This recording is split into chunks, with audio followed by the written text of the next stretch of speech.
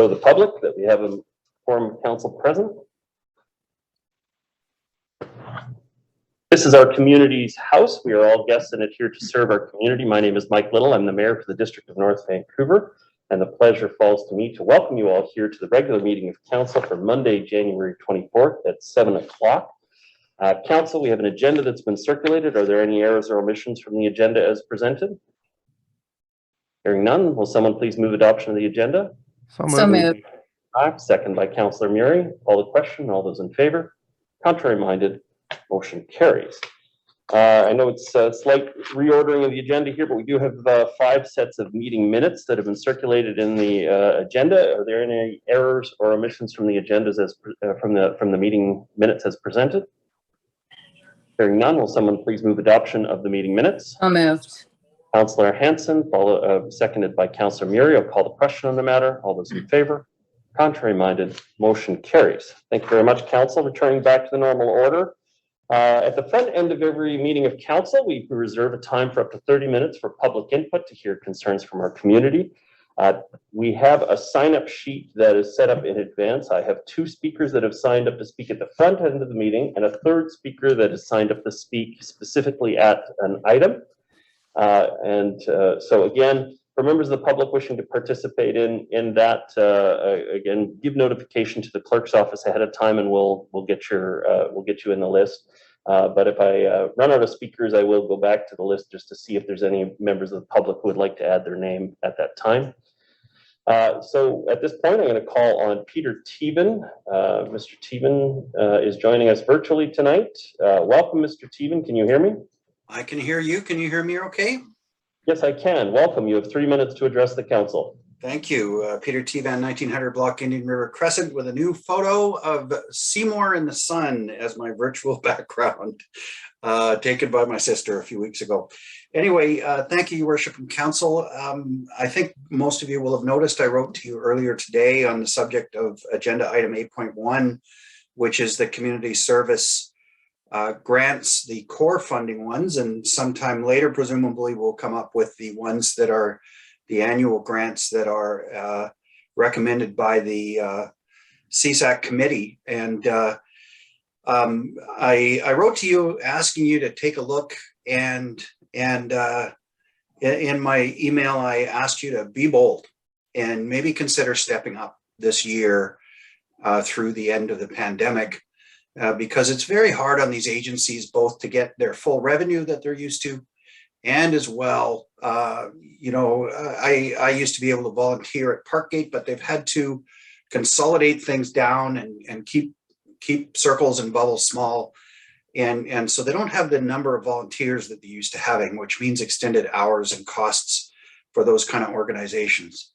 I just want to add to my email by giving you this image in your mind's eye. Think of the word fabric.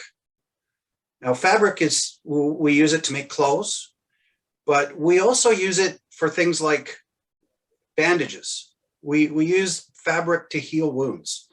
And whether fabric adds to the style in our community, whether fabric keeps us warm, or whether it heals wounds, I submit to you that every agency on the list, both for core funded agencies and the ones that will come later, they are the fabric of our community.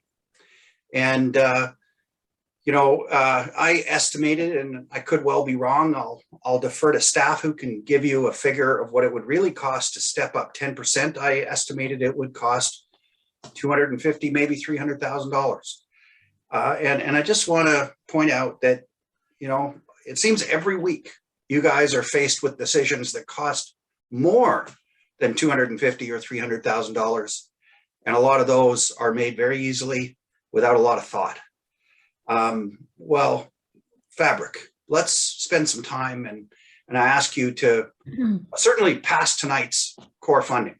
Please don't delay it, but come back and look and consider being bold and stepping it up, certainly through the end of the pandemic. And with that, thank you.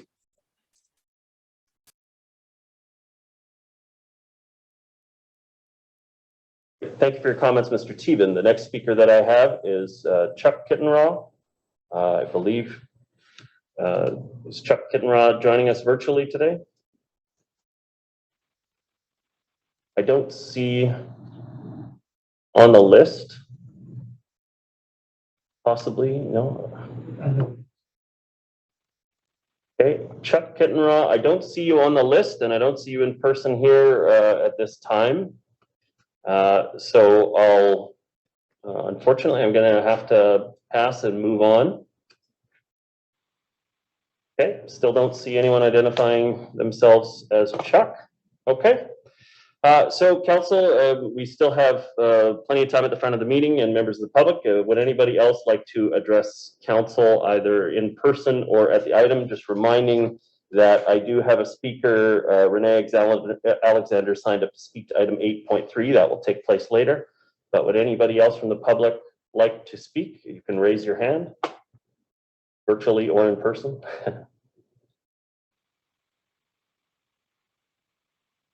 Okay, seeing none, I'm going to move on with the agenda at this point.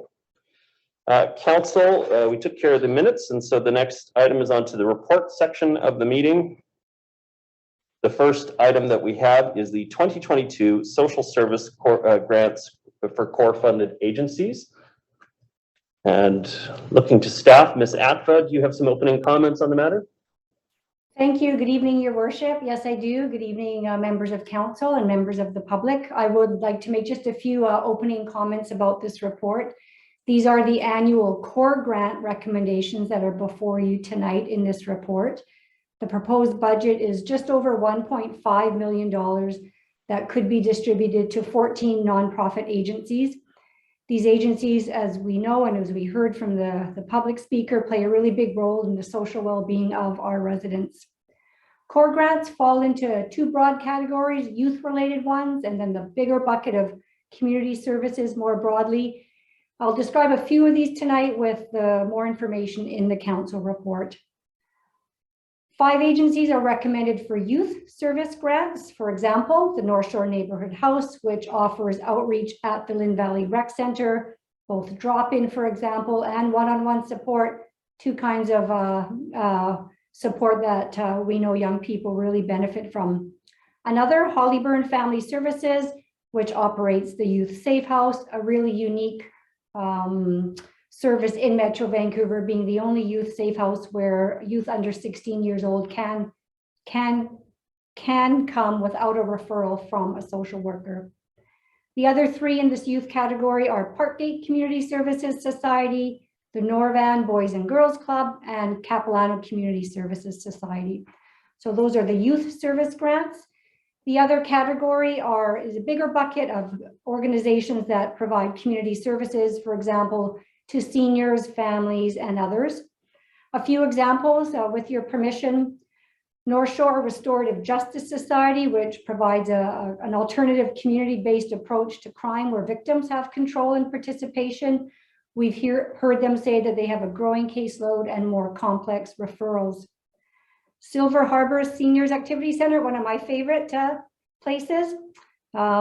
Extensive meal bag program, and they made a lot of phone call outreaches to seniors during COVID, in addition to having in-person programs too. And I'll finish just with that summary with Capilano Community Services Society. They have also restarted events like the Seniors Mall Walk and grocery shopping programs, and also had some in-person support and summer programs for youth. We know that they are getting ready to move into the Lionsgate Community Rec Center next month, and being able to expand their services from where they really are now around youth and seniors outreach to include families as well.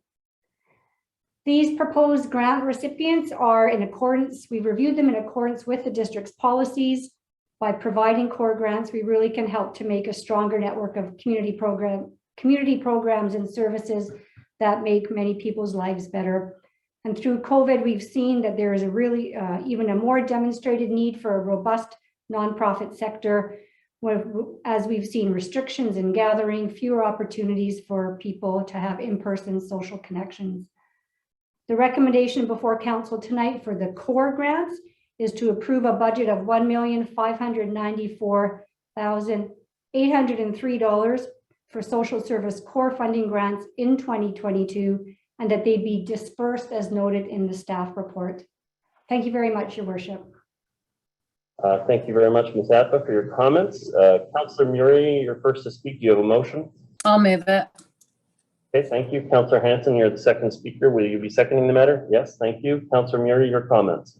Thank you, Mayor Little. When did we last review the core services budget? Ms. Atba? Thank you very much to Councillor Murray through your worship. We do review the budget staff between community planning and finance on a yearly basis. The amounts that are typically come before you include an inflationary adjustment. In this case, 2% is recommended. However, we also do look at the requests that come in. They start coming in September, different amounts from organizations. And this year, for example, we know that Capilano Community Services Society has already come to council for an increase in the fall, but we see changes of a nature that will encourage staff to take a look at what the budget is overall and what is available to provide. So we typically we add 2% every year. So it's not really a review of whether or not we're interested in increasing that percentage.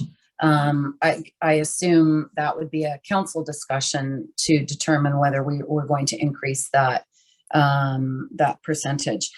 You know, the reason I bring it up, I met with some of the nonprofits before Christmas, and certainly the impact of COVID in the last few years has had a significant impact to the amount of people that are in need of these services. You know, just counseling needs from North Shore Family Services has gone up exponentially. The need of families coming in and taking part in the Christmas Bureau, again, a significant increase. And I really think that given what we've just, you know, gone through and what we continue to go through in regards to COVID, I really think we have to do a bit of an assessment on those core agencies. What's changed for them? I think Mr. Tivan brings up a really good point, where at one time, a lot of the core agencies relied on volunteers. Through COVID, that may not have been possible. You know, just accessing, you know, PPE equipment to be able to accommodate people coming into the centers and taking part in the services that were offered were a challenge. Accessing rapid tests are challenging, to be able to offer those again to people that may be, you know, more, you know, impacted by COVID or more at risk. So I really think we have to do a bit of a debrief in the last few years as to what these core agencies have been through. You know, you know, the increase in customers that are accessing, and certainly the increase in population. More people are being displaced. You know, there's more people dealing with, you know, we're all dealing with the increased cost of living. Food's going up, gas is going up. You know, shelter is, you know, I mean, for those that, you know, can't access, you know, some of the housing, even the below market housing, it's out of reach for many. And, you know, there's so many people within the community that have lived here for decades, where their doctors are here, their dentists are here, their families here, and they're not able to stay here any longer because of displacement. So I really, I'd like to talk about this in the upcoming budget, Mayor Little, looking at the core agencies and maybe having staff come back. And if you'd like a motion, I could, if Councillor Hansen would be so kind, we could just ask staff to report back on a process to go and debrief with the core agencies and talk to them and do an assessment in regards to their experience with COVID, and then report out during our budget discussions. So we can look at this next year and see where we need to make some amendments in regards to the funds that we're dispersing to these agencies that really keep our community connected and keep it together. Thank So you, Councillor. let me know if that's out of order, or, you know, however you want me to do that. I'll take that. I certainly wouldn't want to hold up the discussions that are before us tonight and the grants that we're considering tonight to have an additional discussion. But we do have the entire budget process taking place over the next couple of months, where we have the ability to go to staff and review these matters. We also, with the rolling 5-year plan, have the ability to do a budget adjustment at any point along the way. So I think your comments have been heard. What I would recommend is I'm happy to sit down with Mr. Wardell and our finance staff and see what we could put together as a discussion piece in the budget process. But I would not want to hold up the grants that are before us. It's critically important for these organizations to have their grants issued on time. Oh, Mayor Little, I'm sorry.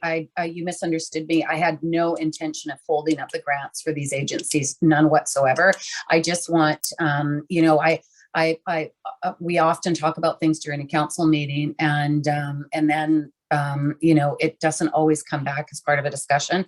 But I'm glad that you've prefaced your comments by saying that you're willing to sit down with our CFO, Mr. Wardell, and bring forward this item for discussion during the budget. And I'm completely fine with that. Absolutely. I just want to make sure it happens and we do it and we discuss it in the next round, so that next year we can be prepared to, you know, consider an increase in the core funding for these agencies.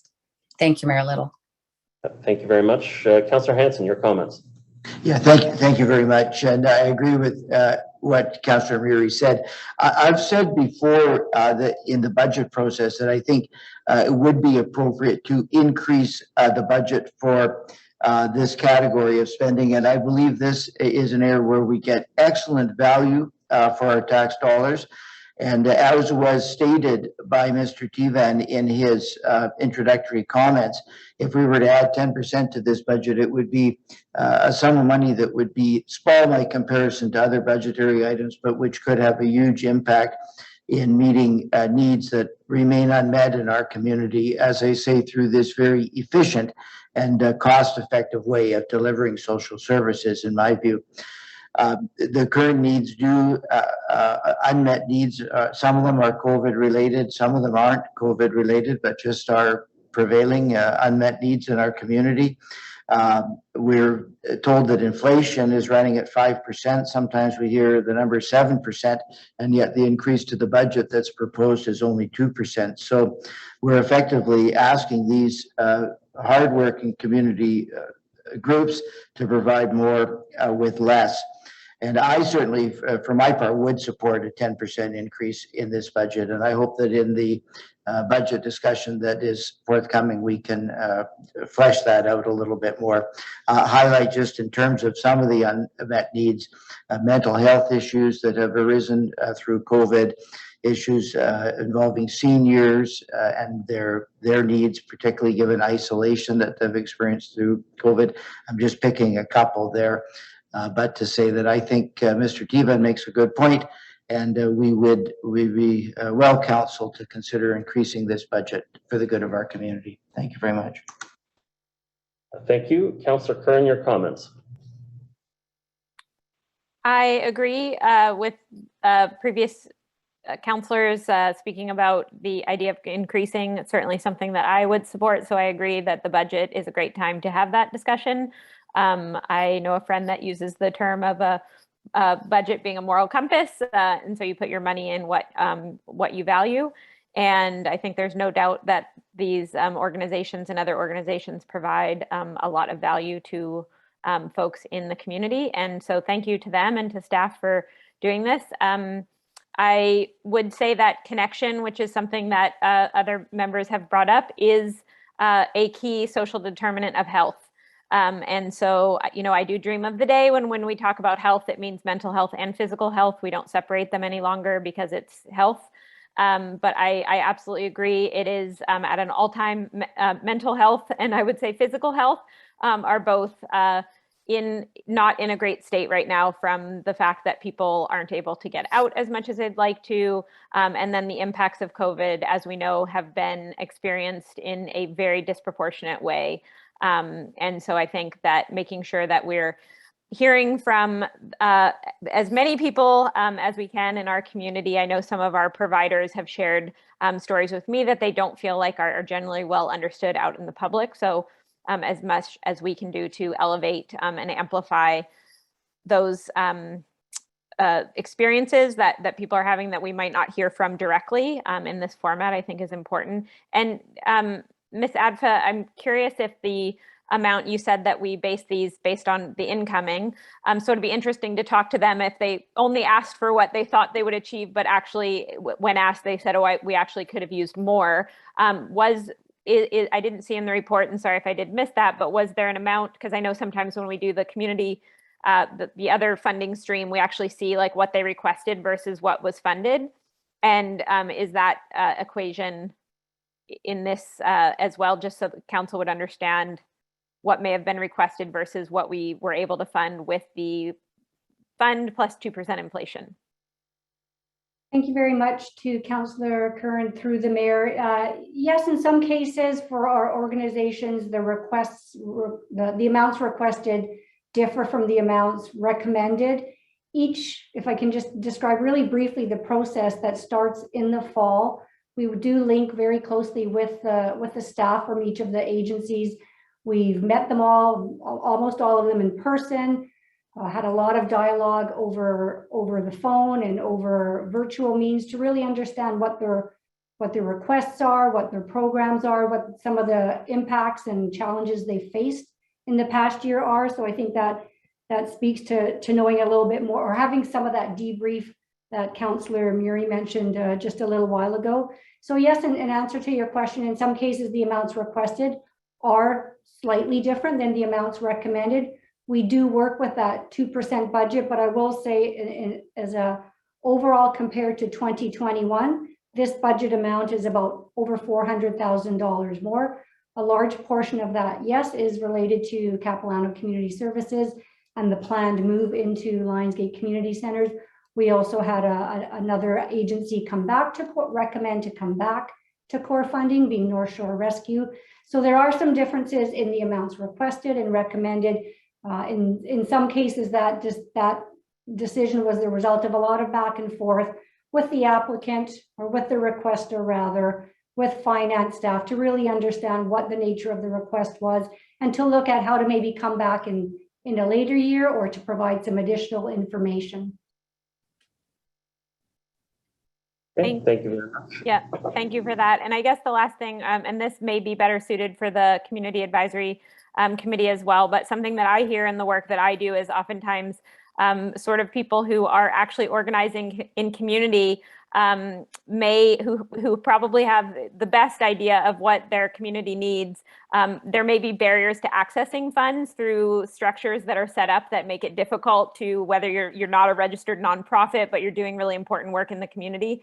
So that may be a discussion that maybe I'll have with staff offline, but it's something that I'm reflecting on as I was looking at some grant funding opportunities for some artists that I was working with, and realized that there were barriers to them actually accessing funds, but the intention of the opportunities were aligned with the work that they were doing. So I think there's oftentimes a disconnect there that's important to close. But thank you for that. And I guess it will be coming back to council when we look at the budget. Thank you very much. Councillor Back just disappeared. Councillor Back, you were next in line. You wanted to speak? Sorry, yeah, I was just quickly taking my hand down as I was about to speak. Thank you very much, Your Worship. I just want to agree with the comments made by my colleagues before me here. I think now is the time to look at funding increases in terms of core funding for some of these social service agencies who have been doing incredible amounts of work throughout the pandemic. They all share in common the fact that they're seeing more demand, more clients, more people. In the case of North Shore Rescue, going off the beaten path. They had a record year last year, the 226 call outs versus just the record, which was the previous year, 151. So I'm pleased to see that they're back on the list. One idea that I might propose, because I think there's probably some common areas where they're challenged with resources, and certainly funding is vital, but I'm wondering if we might consider having a bit of a round table or a workshop with representatives from some of these key agencies to try and identify kind of what some of those common themes are, because I think if we were to kind of look at the whole subject of social services in organizations like the ones on the list that we have here tonight, serving children, families, seniors, there's probably some common challenges that they have outside of financial ones. And it would be interesting to see if we could maybe find some ways to potentially share resources or, provide some additional resources from the district as a corporation. So it's just something that I would throw out there that maybe we can have a bit more of an extended conversation about it. I think certainly with the budget, this is a timely time. This is the time to have a discussion around potential to increase funding around the core grants, but would be interested in kind of a larger conversation with representatives from all of these different organizations to see how we could, what else we could do for them. Okay, thank you very much, Councillor Beck. Councillor Forbes. Thank you, Your Worship. I would also agree with what all of the previous councillors has said. I think that inflation at 2% when it's running much higher, 5 or 6 right now, and I think we need to take more of a concerted look at the requests each year. So that we can see what particular circumstances may have come up, such as COVID, that make it more necessary because, as it's been said, they are servicing more people, doing more, and not really keeping up with where they were at the year before. Just as a sort of a housekeeping thing, I would really like to see when these reports come forward that we see a column for the previous year. I realize some of them may not have applied the previous year, but I'd really like to see what was granted in the previous year so we can actually take a good look at it and we don't sit down and have to figure out what 2% meant for each organization. So that's just a housekeeping thing I would really like to see, but I'm all in favor of increasing their budgets if we can. Thank you. Thank you, Councillor Forbes. Councillor Bond. Thanks, Mayor Little. I think this is probably the same conversation that we have every year, and I think I've heard the conversation around the table, Councillor Hansen in particular, but all members of council supporting an increased amount of funds for our core service agencies. Ms. Atva makes the point, but just by telling the stories of the work that all of these agencies do, that they are vital and very important for everyone in our community.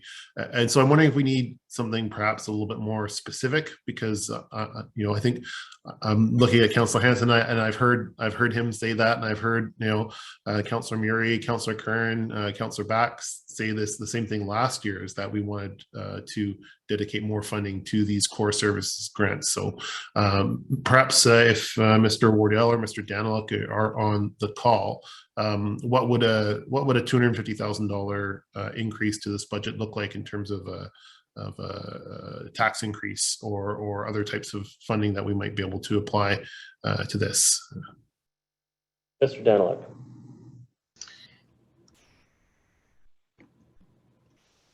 Oops. Thank you. Through your worship, when we're looking at the property tax increase for this year, a 1% increase is in the range of about $1 million. So if you're talking about increasing this plan by $200,000, it would be at 0.2 of a tax increase, a property tax increase. And since we don't have a firm motion, just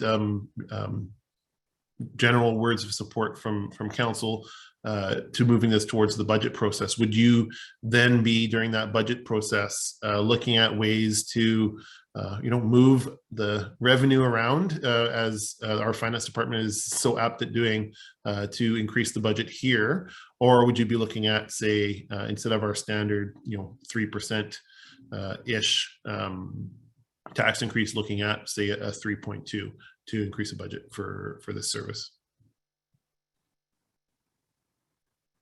Mr. Daniluk. At this point in the financial planning process, looking at our long-term approach, there are a lot of pressures on the budget this year. So definitely one of the options would be to be looking at a 3.2 versus a 3, in my opinion. Okay, well, it might be useful just to go around the table quickly and see if council would support a small increase to the tax levy to support and increase the work that these amazing agencies do on a yearly basis. Yeah, okay, so fully supportive of staff coming up with a scenario, presenting the scenario when we have our budget discussions. But I think off the corner of the desk at this moment, without, is it 10% on core? Is it 10% on annual? Is it 10% on as a flat rate? Are we sending it back to CSAC for CSAC to decide how best to distribute it? Because they may not recommend 10% across the board. They may recommend 20% for that organization, and we may have already met the number for the others. And so there's a much broader discussion that has to take place. I think that at this point we should probably have staff be preparing scenarios for recognizing an increase in the budget, but I don't know that we should be going down the full discussion about the how and why at the moment without a report or some feedback from finance at this time. Mr. Daniluk, do you have further comments? You're muted, sir. Sorry about that. Yes, through your worship, we can look at the options, and as we introduce the budget and open up the process, we can bring back options to explore what we can and can't do. Okay, thank you. Just for my own comments on this, first, I'm supportive of the motion before us here tonight, supportive of the issuance of the grants for the core funded agencies as it is. On the broader discussion about municipal role in these matters, I have some challenges with a 10% one-time bump. I think that that's going to just create a lot of instability in the system. If we are going to consider a significant increase of cash into this area, I think the proper way to do it is to increase CSAC's dispersals and let them decide how to apply it, because I think they have a much closer understanding of the file. Not every organization is subject to the same whims of inflation as other organizations. They also may be event-based versus ongoing staffing issues. And also some of the organizations, we make up a tiny percentage of their funding versus other organizations where they're almost entirely dependent on hours. And so I think the responsible way to address that issue would be to decide on an envelope and then return that envelope to CSAC and let them look at it across their priorities and reinforce them as the deciding body on where the funds go in the community. I think that the other thing to recognize is, what should municipalities' role be in social services across the board? Obviously, there's an unlimited amount of need in our community. Anytime we go to the service agencies and ask them whether they need more money, I can tell you what the answer is going to be. They face unlimited need for their and can also come up with new projects within their sphere to be able to support it. 92 cents of every tax dollar in this country still goes to the provincial and federal government. And so the provincial and federal government should be the lead agency for providing support for social services, specifically the provincial government, where they actually have the mandate to do this work.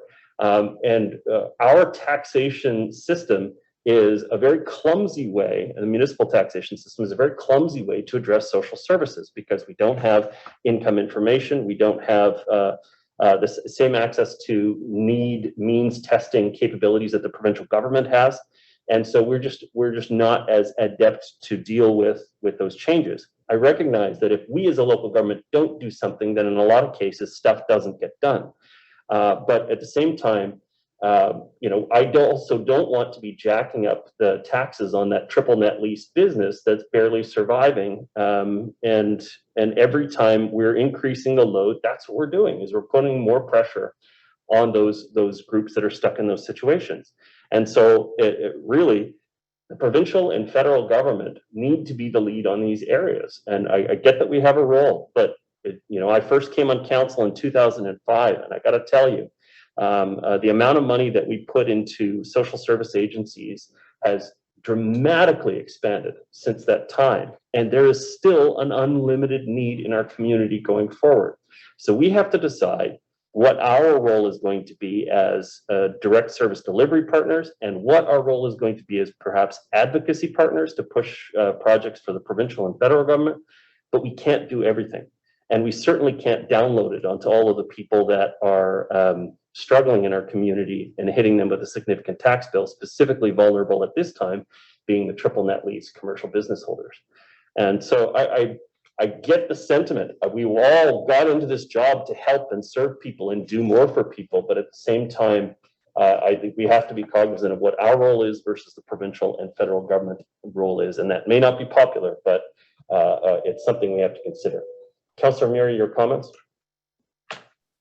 Mayor Little, I concur with your suggestion in regards to the process, and I think doing off the side of the desk tonight is not the appropriate way to address this issue. But I think something, the point has been made that we yearly talk about this issue, and you and I have been talking about it for a long time, and Councillor Hansen, with our tenure on this council. And it seems to me that as a body of council, if we're bringing this issue up over and over and over again, and other issues as well, in these discussions, there has to be a place for these sentiments to park themselves so we can have that broader discussion on how we're addressing this. Our role as a council is to, the predominant role is to approve land use. And we have been approving a lot of change in our community and a lot of density in our community. And along with that responsibility comes with supporting the people that are coming into this community. And it's getting harder and harder to do that because there's so many needs and wants, as you point out.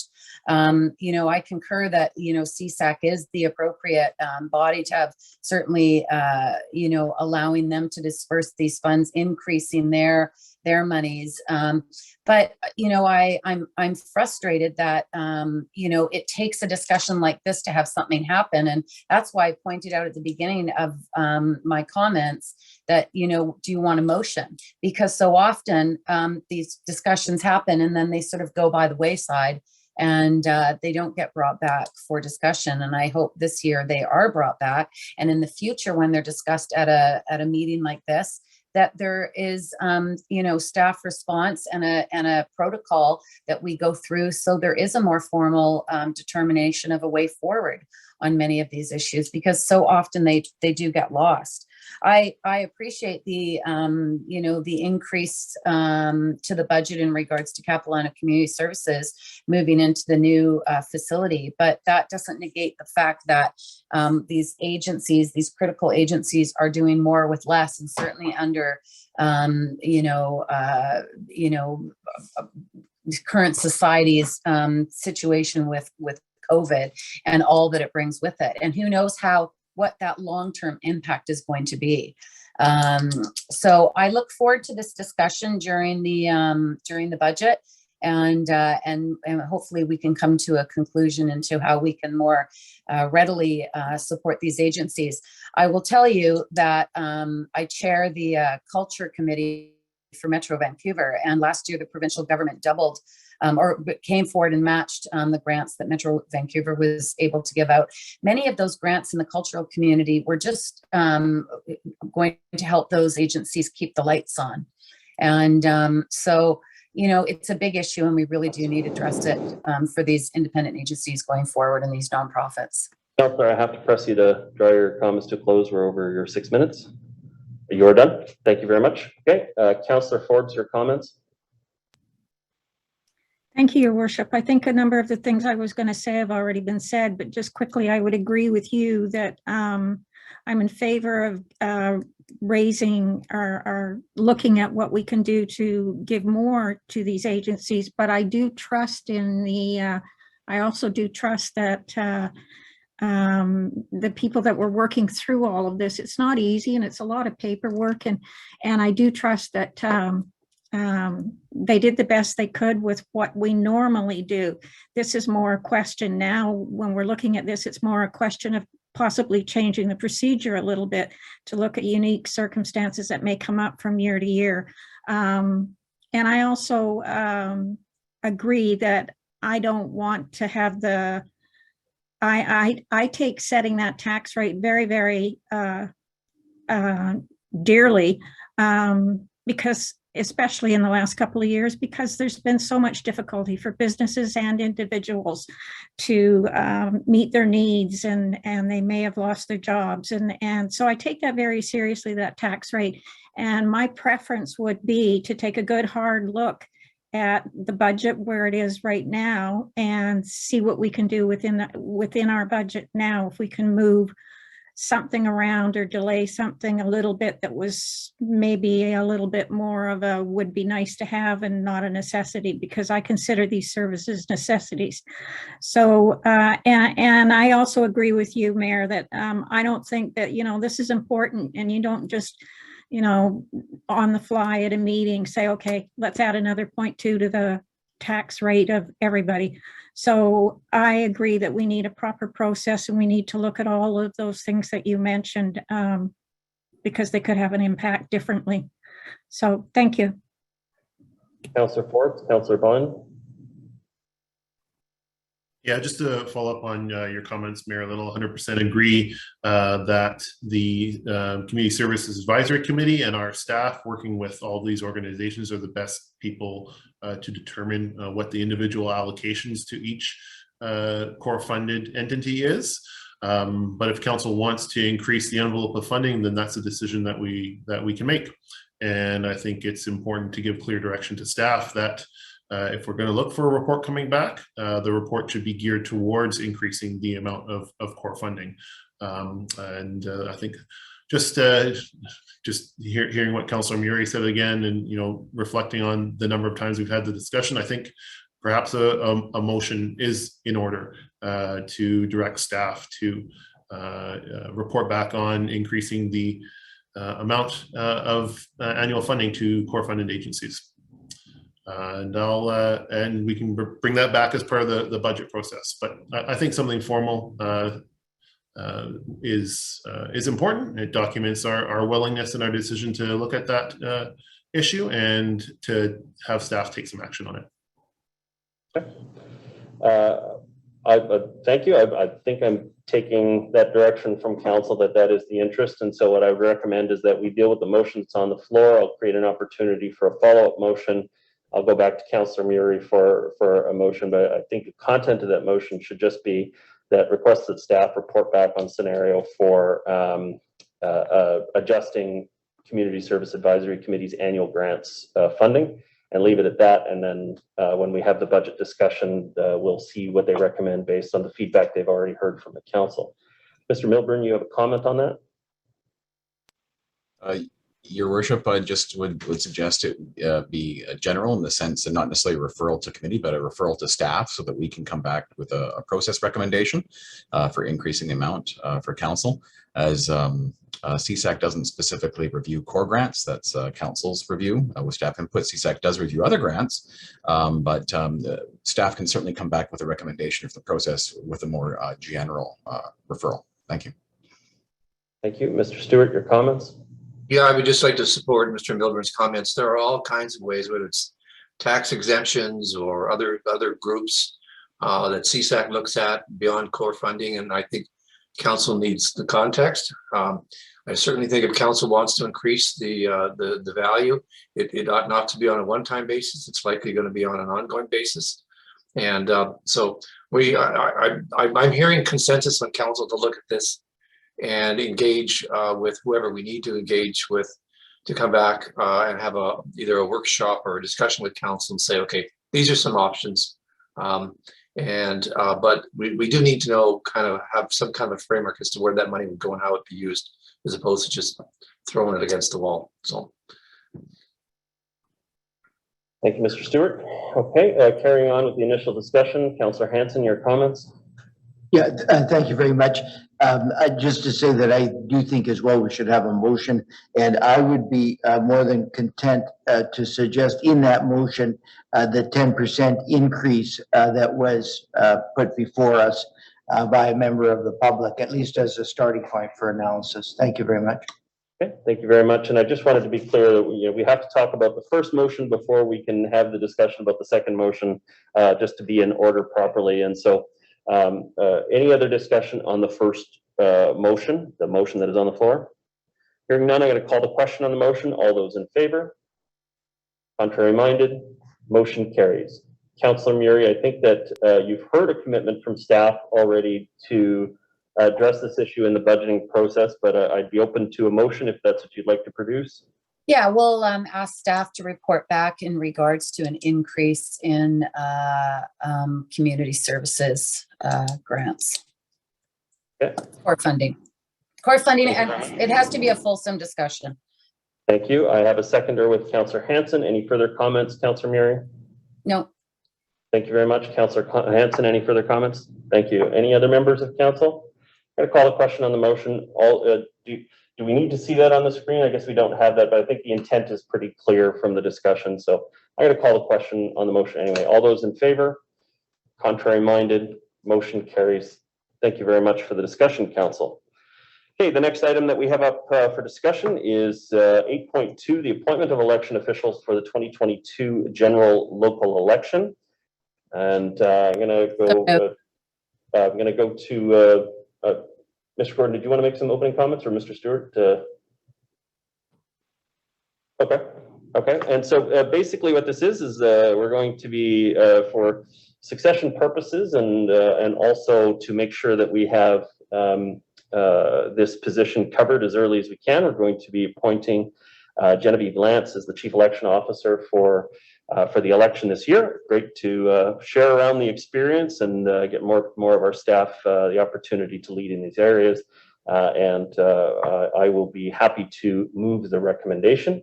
I believe second. Muri, you were willing to second. Okay. Any other discussion on the matter? Okay. I'll call the question. All those in favor?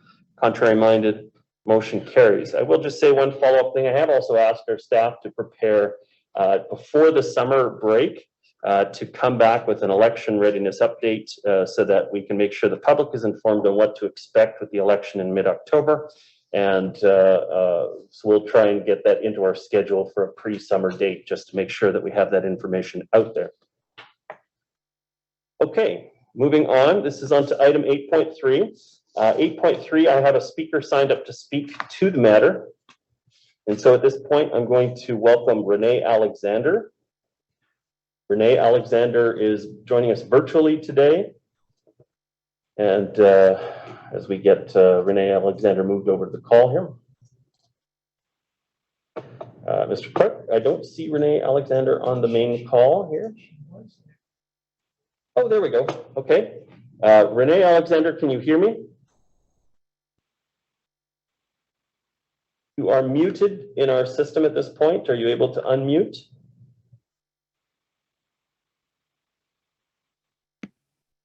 Oh, there we go. I see you now as unmuted. Are you able to hear me? Yes. Welcome. You have 3 minutes to address the council. Thank you. Honorable Mayor and Council, thank you for this opportunity to speak with you tonight. At the beginning of 2021, I started a process in good faith to do a modest renovation to turn my house, built in the 50s, into a multi-generational home. This would involve creating a suite at ground level for me and leaving the main part of the house for my daughter, son-in-law, and their 2 children. In order to create something that was well thought out and with a minimum amount of disruption to our house, garden, and neighborhood, I hired architects to draw up plans. They have come up with a highly functional space, the bulk of which is made up of part of the existing house, and by adding only 234 additional square feet, have created a 754 square foot suite. When the land survey was done, I was very surprised that somehow the property lines had changed. Back in the 40s, when the property lines for our street were initially drawn up and registered at the Land Titles Office, everyone built on the assumption that those lines were correct.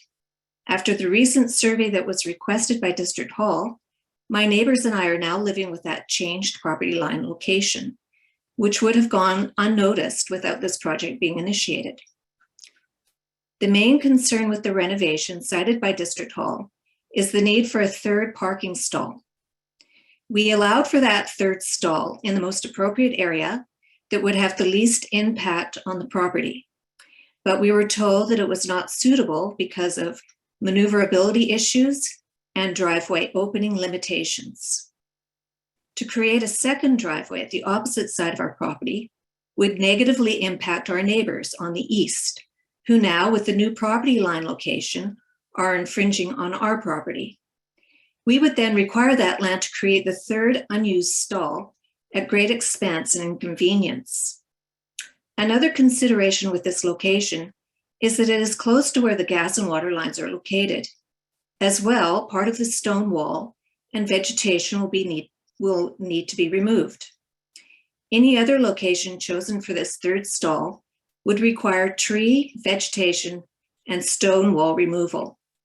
We will never have more than 2 cars, and in future, probably only 1. Where we are located on Crescent View Drive is far enough away from Edgemont Village that people do not park here to go shopping, leaving plenty of parking on the street. This area is known for the general walkability of the neighborhood, for groceries, banks, coffee shops, parks, transit, and more, so that one could quite easily do without a car.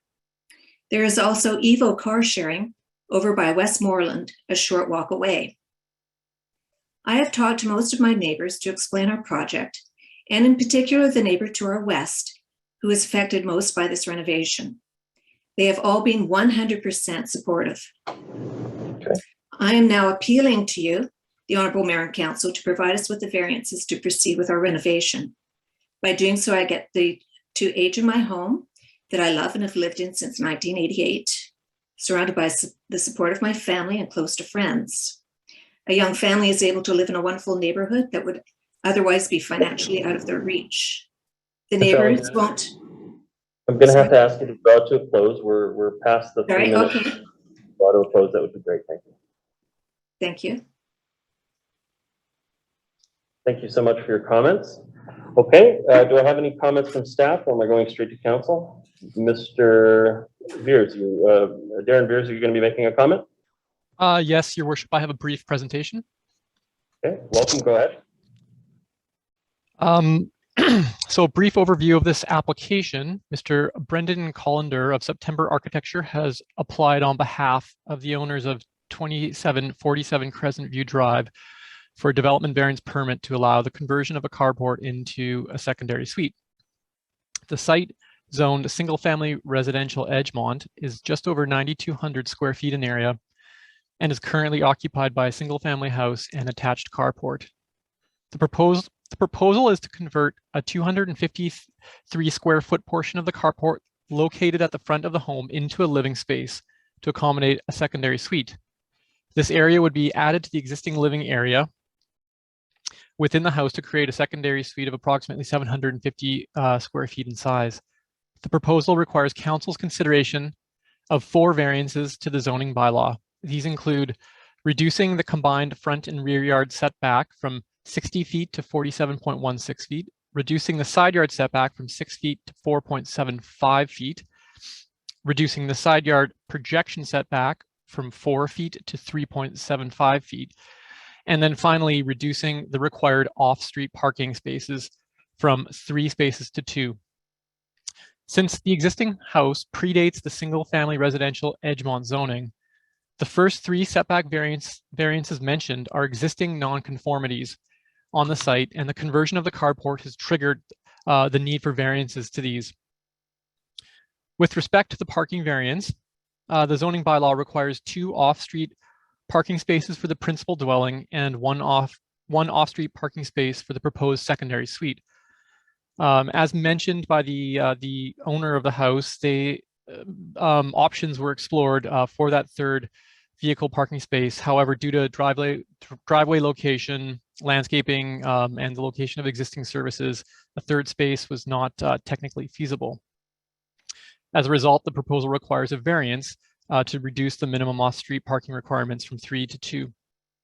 Given the location of the property within a 10-minute walk of a grocery store, pharmacy, cafes, restaurants, public transit in the Delbrook Community and Recreation Center. Staff feel this location is well suited for a parking reduction.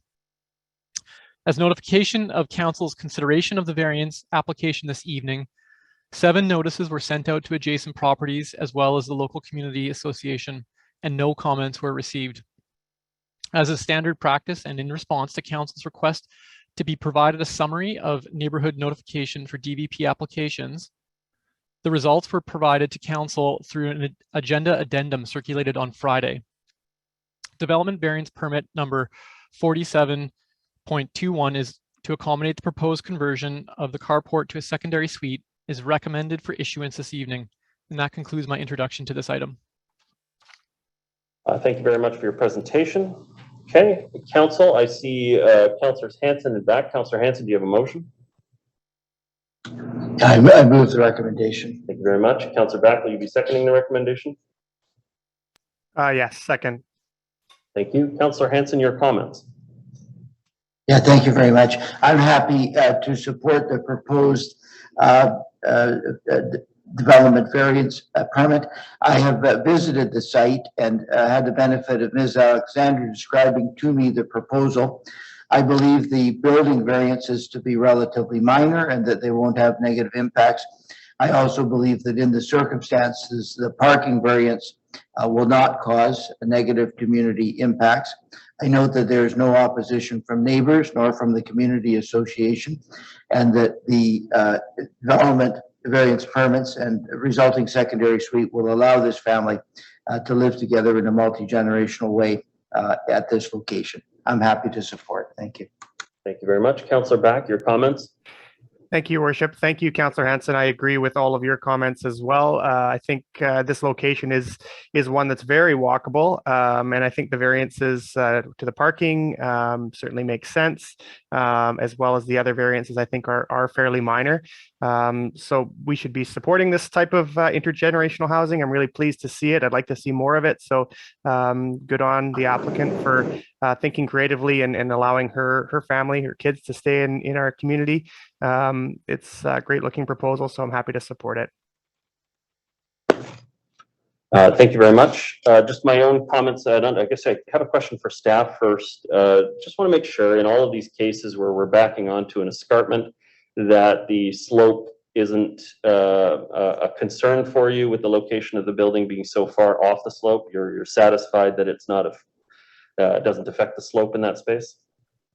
Your Worship, staff did review this proposal, and given that the footprint is not changing on the existing building, it was exempt from a development permit for slope hazard. So the whole area is a slope hazard DPA, but you know, where is the natural top of slope? Is it 30 feet off the back of the building, 60 feet off the back? What proximity is it to this space we're talking about? The top of bank, I'd have to look at the site plan to get that information and report back. If you give me a moment, I can probably. I see Mr. Milburn has his hand up to respond. Yeah, I get your comment that it doesn't automatically trigger it because it's not changing the footprint of the existing building, but that doesn't mean that it's not necessarily an imposition on the slope. So, Mr. Milburn, do you have a comment? Thank you, Richard. Just to comment on the process, there's sort of 2 layers of geotechnical review that occurs with this type of approach. First is whether or not it triggers a development permit associated with that. Mr. Berry's has indicated it does not. The building inspector also has discretion to look at the history of geotechnical stability on the property and to require that an assessment be completed and or covenant registered on the property if that is necessary.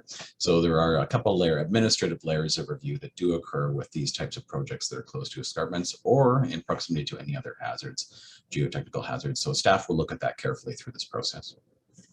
Thank you, Richard. Thank you very much, Mr. Milburn. Okay. All right. I think that you know, I'm satisfied that the side yard setbacks are necessary in this situation. It's an awkward lot in that because of the escarpment off to the south side of the property, or sorry, more west off to the property, It is a complex site to build on. It's interesting when we set the policy for tandem parking to exclude tandem lots, tandem parking spaces as legitimate parking spaces. We may have inadvertently removed it as a viable alternative, because had that been the case, then maybe we would have been looking for a third stall that could be accommodated as a tandem. Instead, we're going to vary the entire spot and end up with only 2 stalls on the space. And there are going to be other lots that come up where a tandem option is sort of a middle ground. It may not be able to count officially. You may still have to do the variance on the site, but having a tandem space may better serve the neighbors in neighborhood.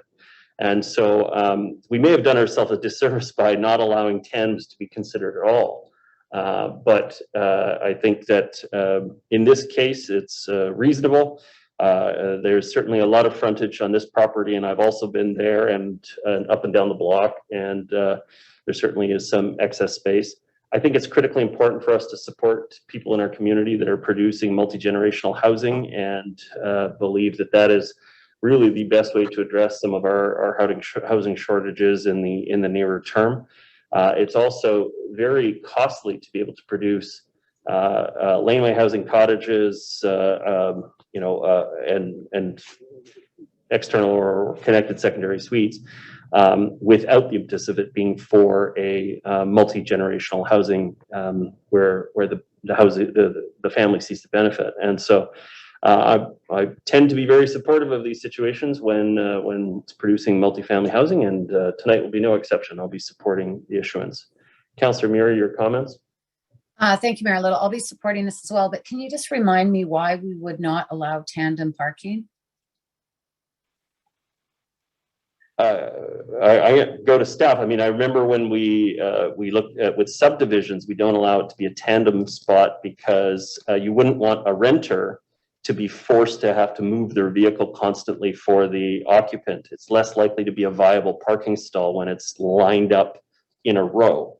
But shouldn't it just be on a case-by-case basis instead of such a strict rule because of a case like this, for instance, where it's family?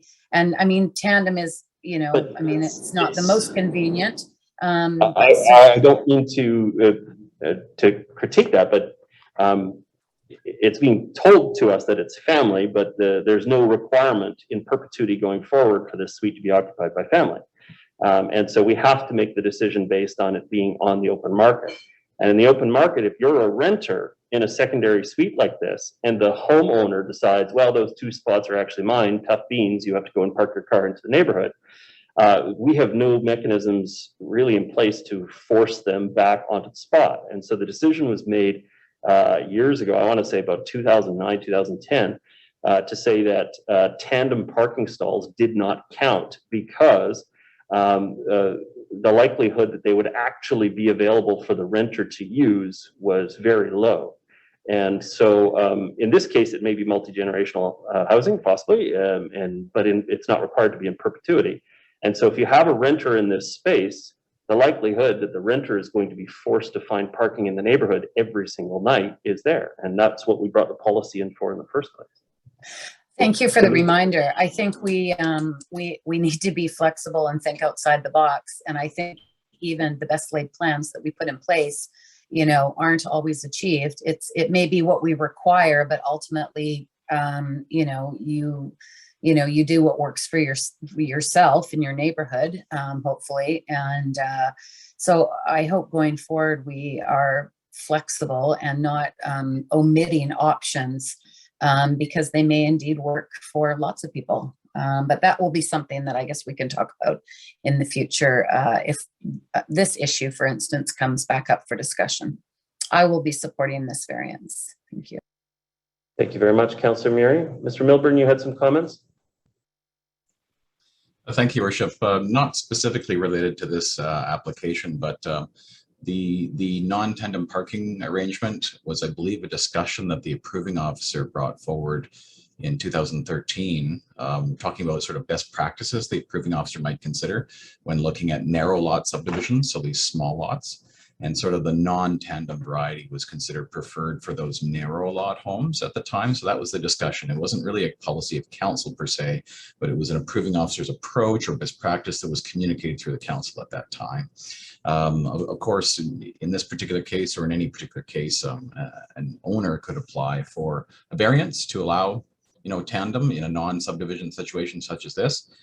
To meet their overall parking needs, and staff would assess that and provide recommendations as appropriate. In this case, we're not aware of the availability of that option, and the recommendation for the variance stands as it is. Thank you, Worship. Thank you very much. Okay, any other comments from council? Okay, hearing none, I'm going to call the question on the motion. All those in favor? Contrary minded? Motion is carried. Thank you very much.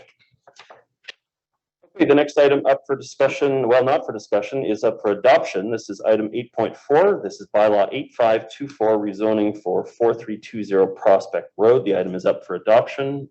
Council, someone move adoption. Moved by Councillor Curran. Is there a seconder on the matter? Second. Second by Councillor Back. I'll call the question. All those in favor? Contrary minded? Motion carries. Thank you very much.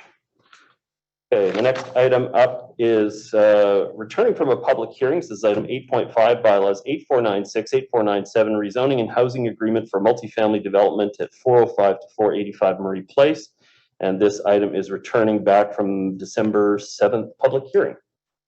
And so is this the one that has the, nope, that was another item that has the amended 0.6, okay. So at this point, council, will somebody be making a motion? I'm happy to make a motion in favor. Is there a seconder on the matter? Seconded by Councillor Curran. Okay, just my comments from the hearing. I think this piece of land is a critical component in our producing the green space in the area, but also completing the plan that we put in place in this area. I'm happy with the project is presented and will be supportive of second and third reading. Councillor Curran, your comments? Thank you, Mayor Little. Yeah, we've had a few opportunities to talk about this, but I think the completion of the park is something that's really important to this community, or to our entire community, but that community more locally, specifically. To have access to the green space, the completion of the green spine. I appreciated the 280 bike 280 bike parking, but also bike room for bikes. And I think it's a forward-thinking proposal. There's still more we can do, but I'm happy to see a fossil fuel-free mechanical system. And there are, I think I tallied about $5.8 million in contributions that can be used towards other council priorities, like the one just discussed yesterday, or in previous council discussion around community grants. And it is a piece of a bigger puzzle down there. And I will be supportive as well. It aligns with, I also would just mention that it aligns with the Lower Lynn implementation plan, the Lynn Creek Town Center public realm guidelines. It is the FSR from the OCP, and it aligns with many of our targeted actions in the OCP review. Okay, thank you very much. Next speaker I have is Councillor Hansen. Yeah, thank you very much, Your Worship. I will not be supporting this rezoning at this time. The proposal calls for the development of 140 strata units on 11 existing single-family lots. I do not believe this to be the kind of housing we need in this location at this time. This would be, in my view, an ideal site for rental and for affordable housing.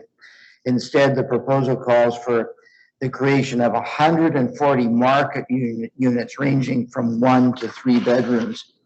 A realtor spoke at the public hearing and said that there is strong demand for these units, especially the 2-bedroom units, which he said would be priced in the range of $900,000.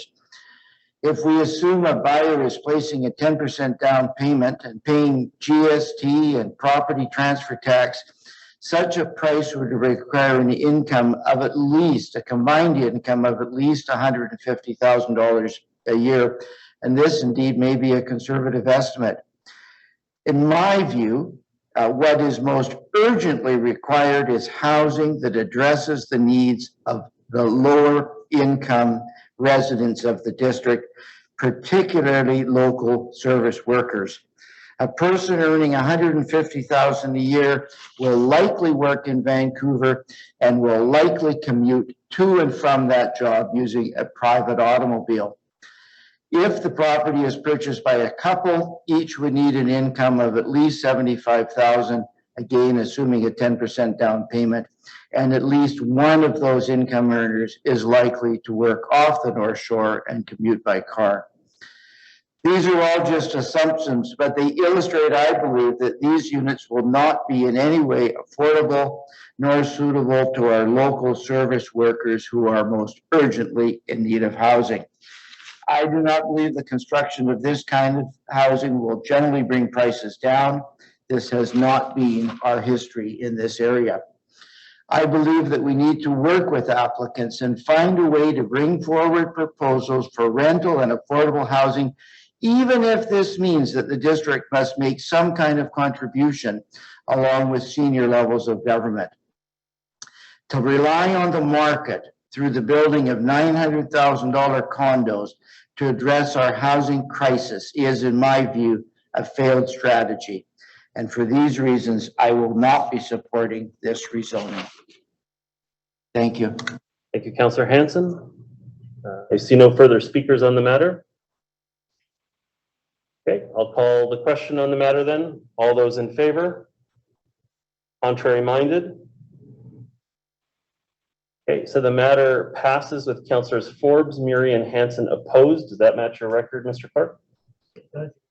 Thank you very much. Thank you, Council. Okay, the next item up for discussion is item 8.6.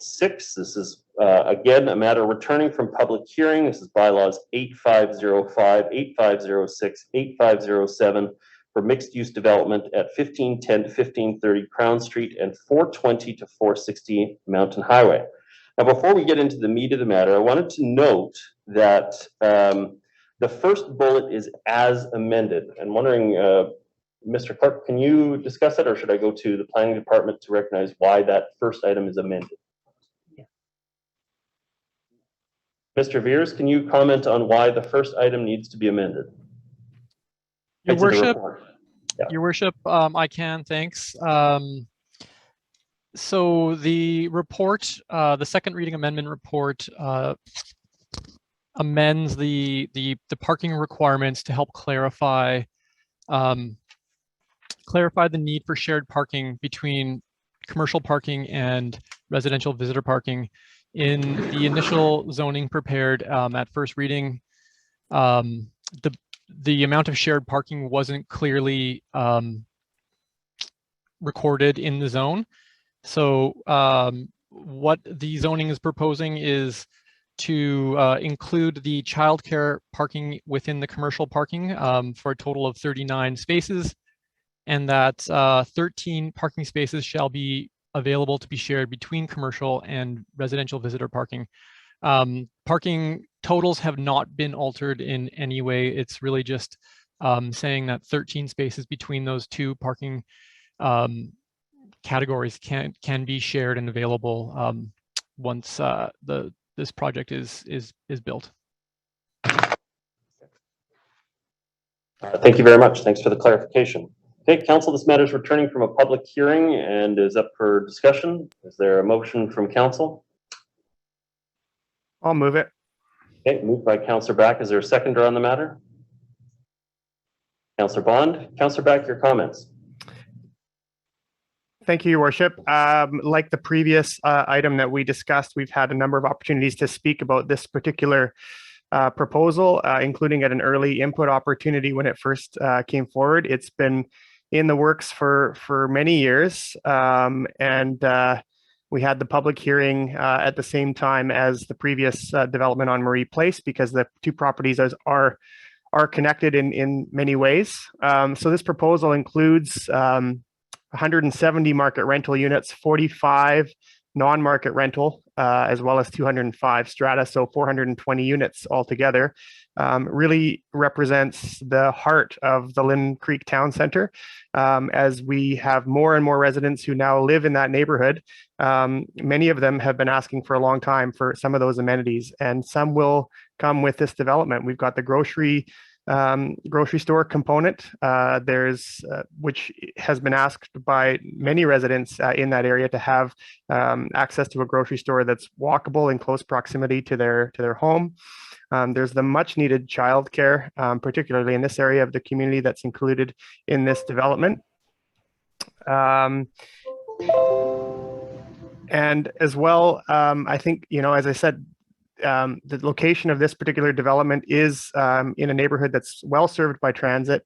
And I think it's, in our best interest to move it forward, to start to see this neighborhood see some vibrancy.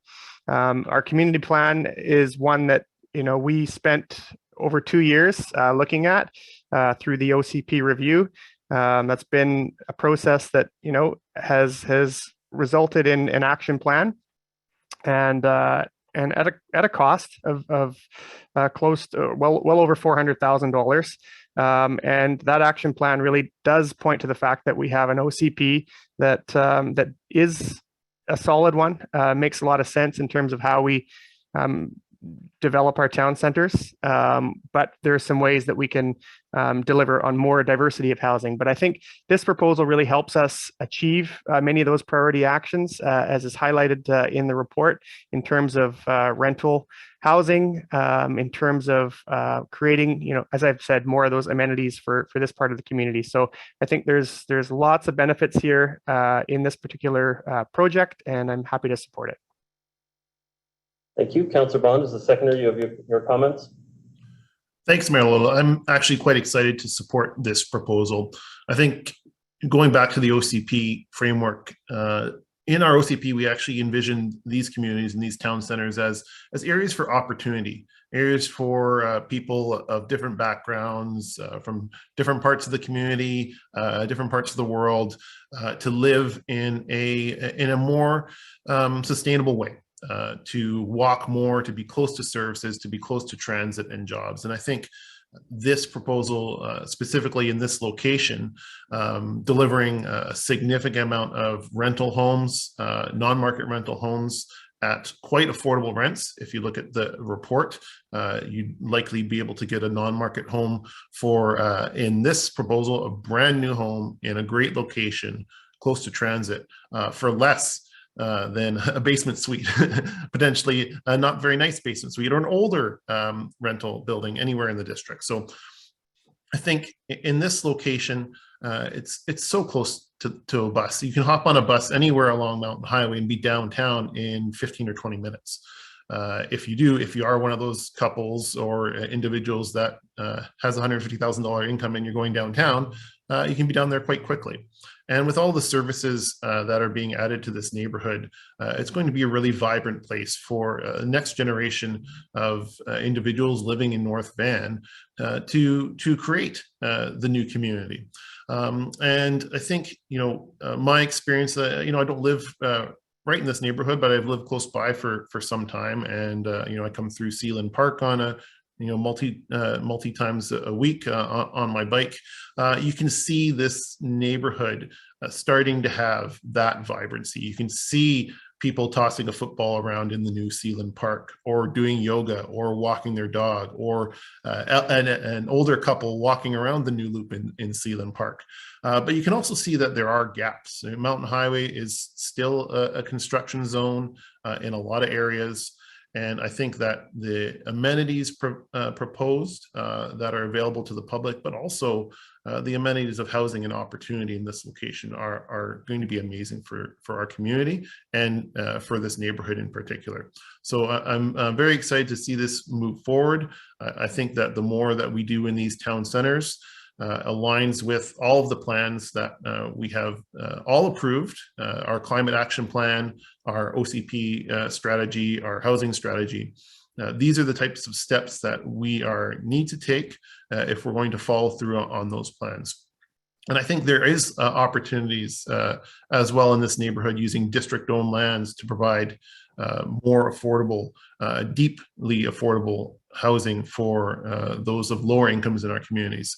But this mixed income model, where you have people of moderate incomes, both owning and renting, I think is a great model, and it's going to lead to a really strong and vibrant, tight-knit community. So very happy to support it. Thank you, Councillor Bond. Councillor Hansen. Yeah, thank you very much, Your Worship. Notwithstanding the fact that I voted against this proposal at first reading, I will be supporting this proposal. My support and my change in position derives from all of the feedback at the public hearing, the presentations of the applicant, and the careful analysis of the needs of the community, and the proposal and the providence of the proposal compared to alternatives. I would be much happier if the proposal were more rental. 100% rental would be much more preferable to me. If there was much less parking, no parking would be preferable to me, given the ready access to transit. And if the building was smaller, I think 24 stories, although there are other big buildings in the vicinity, I think 24 stories is awfully tall. However, I've had to consider this proposal in view of both my policy commitments, namely to support rental, and the needs of our community. The proposal calls for 420 units. Of those, 170 will either be market rental, 170 will be market rental, and 45 will be non-market rental. Therefore, of 420 units, 215 will be either market or non-market rental, more than half. I made a commitment to support rental housing. And in my view, I can live up to that commitment by supporting this proposal because it's more than half rental housing. In addition, the proposal includes a childcare facility that will accommodate 60 to 80 children. I made a commitment to support childcare, and in my view, we have heard repeatedly about the community's need for childcare, and this proposal provides an important contribution in that regard. The proposal calls for a rental component, a non-market and non-market, and for the childcare facility and commercial phase, all of these items are to be built out first, and the strata portion will be added in phase 2. The proposal has a fossil fuel-free mechanical design. There will be approximately $4 million in these development cost charges, $2.5 million in community amenity contributions. The 45 non-market units will range from 1 to 3 bedrooms and will target households with incomes of $30,000 to $80,000 a year, who I believe are exactly the cohort we wish to meet, the needs we meet. That's the cohort whose housing needs we need to meet.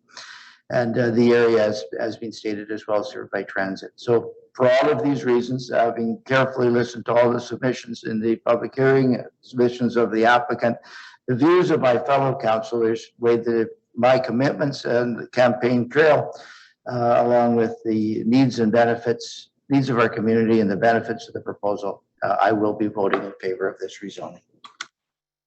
Thank you for your comments, Councillor Hansen. Similarly, I view that this is the following through on a commitment that that our council made many years ago when we did the design charrette down in this neighborhood, and we looked at what could be as a redevelopment of largely transit-oriented development. I acknowledge that this does not have frequent transit service in the true sense of the word, because the R2 just flows too far south from this, but in future there are opportunities to expand it. But it is also, even though it may not be frequent transit service, the options in so many directions from this space, at the number of buses that cross this path, it makes it very flexible for transit services for people. In that design charrette process, we said that we wanted a four corners heart of the city model, which was based around Crown and Mountain being the most dense portion of the Sealand neighborhood. out of the gate, many of the developments to the north had been assembled and had owners, and they started redeveloping. But really, it had been the focus of the council at the time to have the density at this corridor. And so I supported it back then. I support it now. I had long said that between the bridges and below the highway is where the development community should be focusing their higher density proposals because of both the transit infrastructure, but also the ready access to our other road infrastructure pieces. You can be on the highway and headed east or west in no time from this space. As well, and you know, I just think that it provides a great opportunity. The mix of rental housing in there is going to well serve our community, and also people can theoretically in this space live without a car. They definitely the transit options, the grocery store downstairs, closeness to other amenities makes this a very viable project for car-free living. So I will be supportive of second and third reading. The next speaker that I have is Councillor Curran. Thank you, and thanks for everyone's comments. Mayor Little and I, in particular, when this came through, it's been we've seen this many times, but when it came for early input, I feel like a lot of that input was received and incorporated. The district has a significant property in this area, so to Councillor Bond's points, I see future opportunities for more deeply affordable housing, which I agree is in need in our community. I think that this area has such an incredible opportunity to become what the community who moves there, of course, creates it but you know, I want to continue to work with and push the developers. I'm really excited. I mean, the 3 green roofs are such an incredible improvement in access to green space in that community. I think COVID showed us how much people need to be connected to nature. Some of the active transportation improvements that will connect to the Spirit Trail in that community, being able to ride your bike along Mountain Highway and not fear for your life is something I've longed for a very, very long time. So I hope someday that actually, not that I hope, it's active hope now.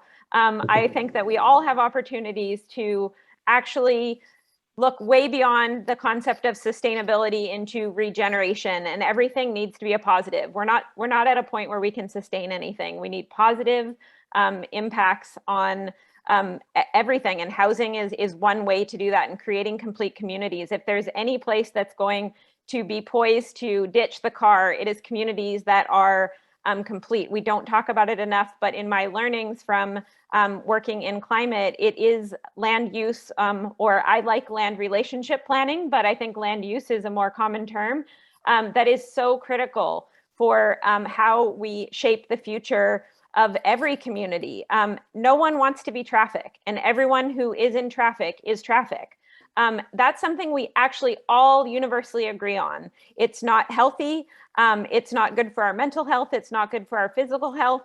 We actually have choices at this that I feel like sometimes we don't realize that, but we're sitting here with every choice that we make can be a choice for something positive and a choice for a better future. And I have such clarity on that. And I'm really grateful for the community who has shared with me and that really wants to work together, recognizing that we have to change everything. But we can do that. We can do that together. And so I don't think that this, you know, one piece, but I see this as part of a bigger change that's needed. And I think people will be excited to live there. And I want it to be the greenest that we've ever done. And so I'm going to continue to work with the developers. As you all know, living buildings are my North Star. We're not there yet. But I think there's willingness to get there, and people are recognizing that we have to change. And like, I'm excited to ride my bike in that community. It's easy to hop on the 211 and 212. You know, it's right at Fib. So I look forward to seeing this move forward. And I think it does fit in with the Marie Place one that we saw earlier because of the completion of the park and the green spine. And as you see those coming together, I think that it's going to be a really nice place to live. and also work. There's jobs near there as well. And it is the future. The future is closer knit communities. And we can be part of that. And I think that's exciting. Great. Thank you for your comments, Councillor Curran. Councillor Murray, your comments. Thank you, Mayor Little.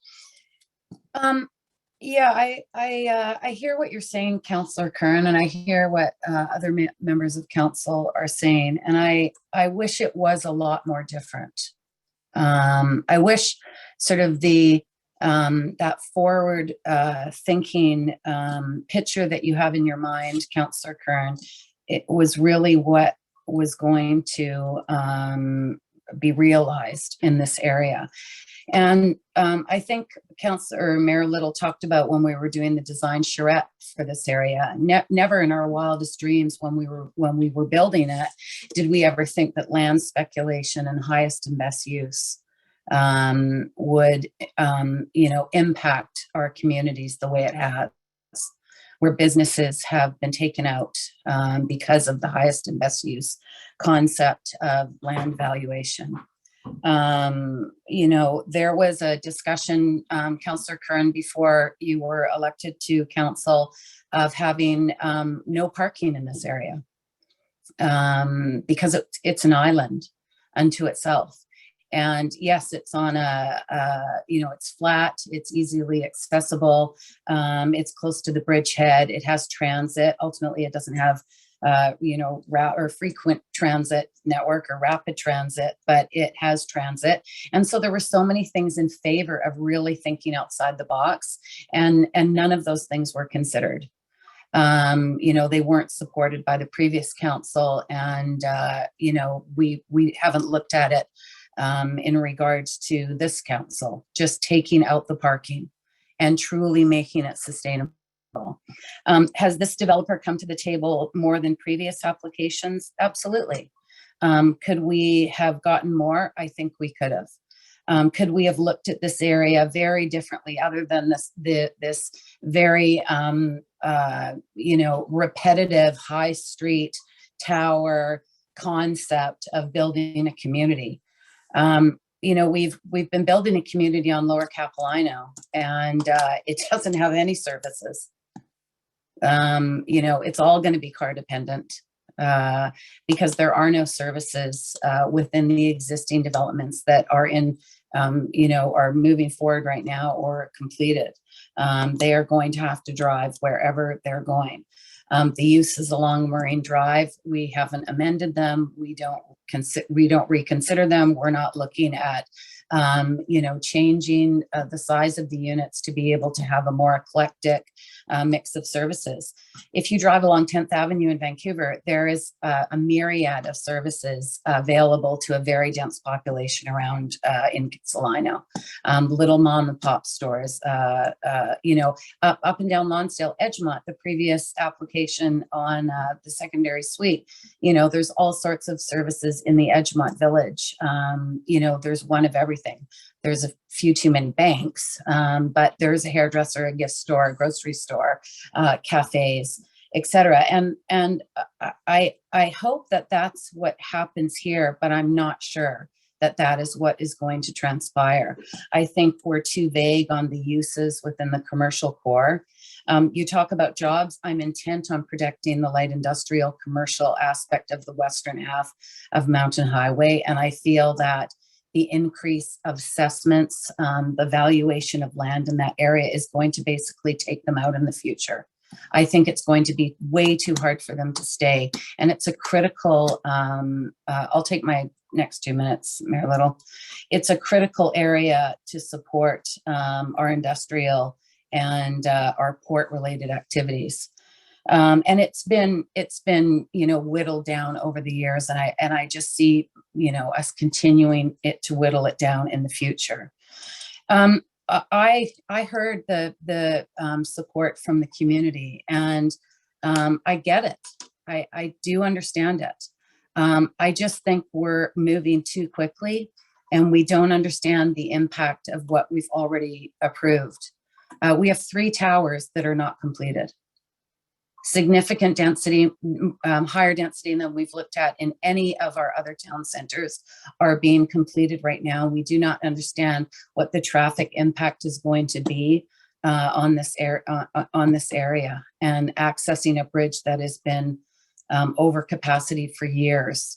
We're going to figure it out as we go. And I don't know if that is the sustainable model that we keep talking about, figuring it out as we go. So I understand those that are there right now, want to see this completion. We talked about the childcare during the public hearing, and there was a business that was coming forward. I'm not sure if that's the childcare that's going into this space, but it sounds like it is. It's more of a higher end, new concept form of childcare. And again, I'm not sure if that's what was envisioned when this charrette was brought forward. It was a way for affordability and young families to be living in these areas. And it really has turned into speculative development and very high-end product that is being built. The higher levels of these towers are, gaining significant views of the inlet and our mountains. So, all of those things together, I think we're a little bit ahead of ourselves. I think we should slow down and wait to see the impact of the build out of what has been approved. And I just can't support it at this time. I think we have a lot of issues that we have to deal with. And I think this is going to contribute to those issues significantly. Thank you, Councillor Murray. I see no further speakers at this time. Oh, Councillor Forbes, your comments? Thank you, Your Worship.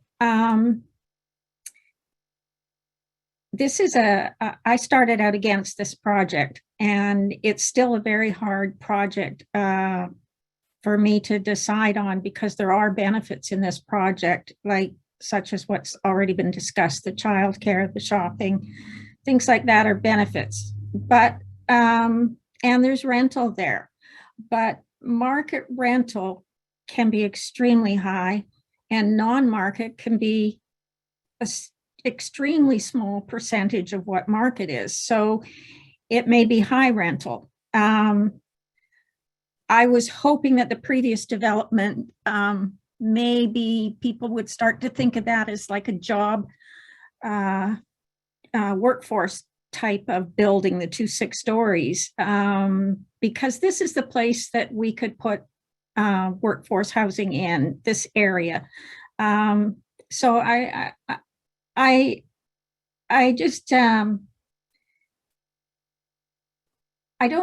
think we have to think about, as Councillor Murray said, 464 parking spaces. How is that environmentally okay? I don't care about the green. I care if we can get that and get rid of the parking or lower parking. We already have parking problems on the streets down there from all the other buildings that are being built. So I don't know how you can say yes to a green roof and still come along with 464 parking spaces. When I first reviewed this project, also the 24 stories is extremely high. However, I kind of came around a little bit that because of the other taller buildings at Sealand, at Mountain Highway, the corner there, and some others that are being built up, that I really didn't like 24 stories, but it probably wouldn't be standing out like a sore thumb in the area. But I just think we owe it to try and protect areas where there's really good transportation for people who have lower incomes or middle income people, or singles that are trying to get a rental somewhere, single parent families that are trying to find a place that they can afford. And they're right next, being close to transportation is the ideal spot to put in more affordable housing and more clearly defined what non-market is. And also, I don't think 10%, it's a little over, I mean, a little under, but 10% for non-market is not doing us any favors. This is a big, big project. A lot of money is involved in here. So for many of the reasons that have already been mentioned, and the parking as well, I would love to support this to bring in more housing, but I think that it may provide more housing for people who don't live here and can afford to move into these units. But I don't think it's going to do a lot of good for people who are already here, but they're looking for something more affordable. So like I said, I see some of the benefits, but I just can't go there. And I hope that somewhere down in this area, whether it be district or not, we find some space down there to put in some of our workforce housing down in there. So I'm still not in favor of this project. Okay. All right, just some additional comments from me. I just wanted to mention, I completely agree with Councillor Murray about the daycare question. That was something that stuck out for me from the public hearing, that the model that was being contemplated is very expensive daycare. It comes in at about $70 to $80 a day, and that is not affordable for most. It is certainly not the target audience that we have in mind for housing in this area, and I hope they seriously consider whether that's an appropriate partner for it. I get that it may have broad enough demand in a greater community, but really, I just don't. I don't know that it's the right location for that kind of high-end service, and it should be something that is more targeted at a more working class level, rather than $70 to $80 a day, which I find to be completely outside of that working couple sort of financial realm.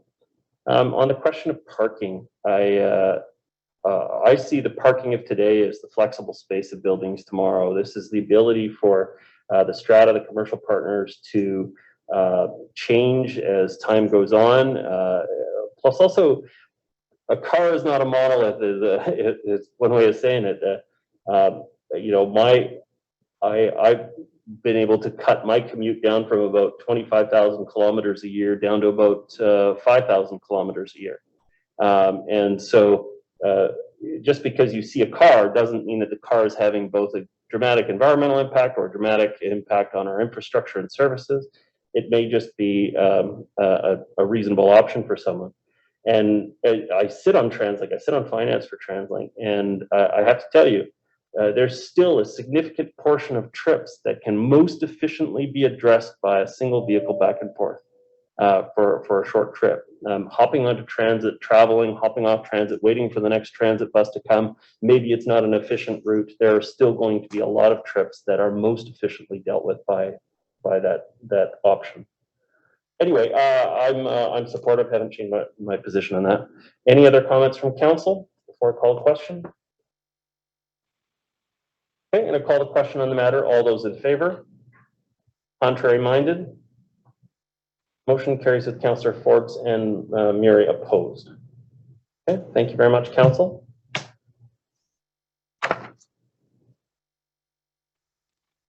Okay, the next item up is 8.7. This is connected to the last project. So had those projects not passed, then this matter would not have been up for discussion, but they have now passed. And so we are considering giving second and third reading for bylaws 8509 2021. This is the District of North Vancouver Land Dedication Bylaw 1107 amendment. And any comments from staff on this? This, I guess, technically is also returning from a public hearing, so there wouldn't be any discussion specifically from staff, but it's just basically the commitment of a parcel of DNV land to the project, which the terms of which were outlined in both the previous bylaw and this. Any other just clarifying comments, Mr. Milburn, before we consider the matter? Your Worship, just available to answer questions. Thank you. Thank you so much. Okay, I'll be moving the recommendation. there a seconder on the recommendation? Councillor Curran. So just my comments, this is part and parcel with the last decision that we made. It's the only way that that project could proceed is to include this parcel. And so in good faith, I'll be supporting the recommendation. Councillor Curran, any further comments on the matter? Thank you. Any members of council wishing to discuss the matter? Okay, I'm going to call the question on the matter. All those in favor? Contrary minded? Motion carries with Councillor Forbes opposed. Okay. Thank you very much, council. Moving on to item 8.8. This is manager's update, our climate and biodiversity initiatives update. And for this evening's presentation, we have Carolyn Jackson from our climate and environment department. Welcome. Thank you so much, Your Worship. I'm just going to share my screen.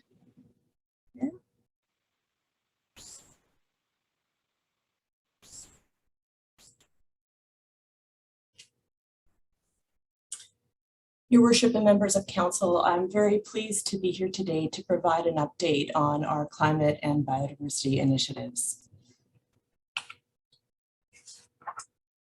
So tonight I'm going to provide a bit of background, our overall goals and approach with this work, the 6 pathways that we've identified in order to achieve these goals, and finally I'm just going to touch on some recent highlights and next steps going forward.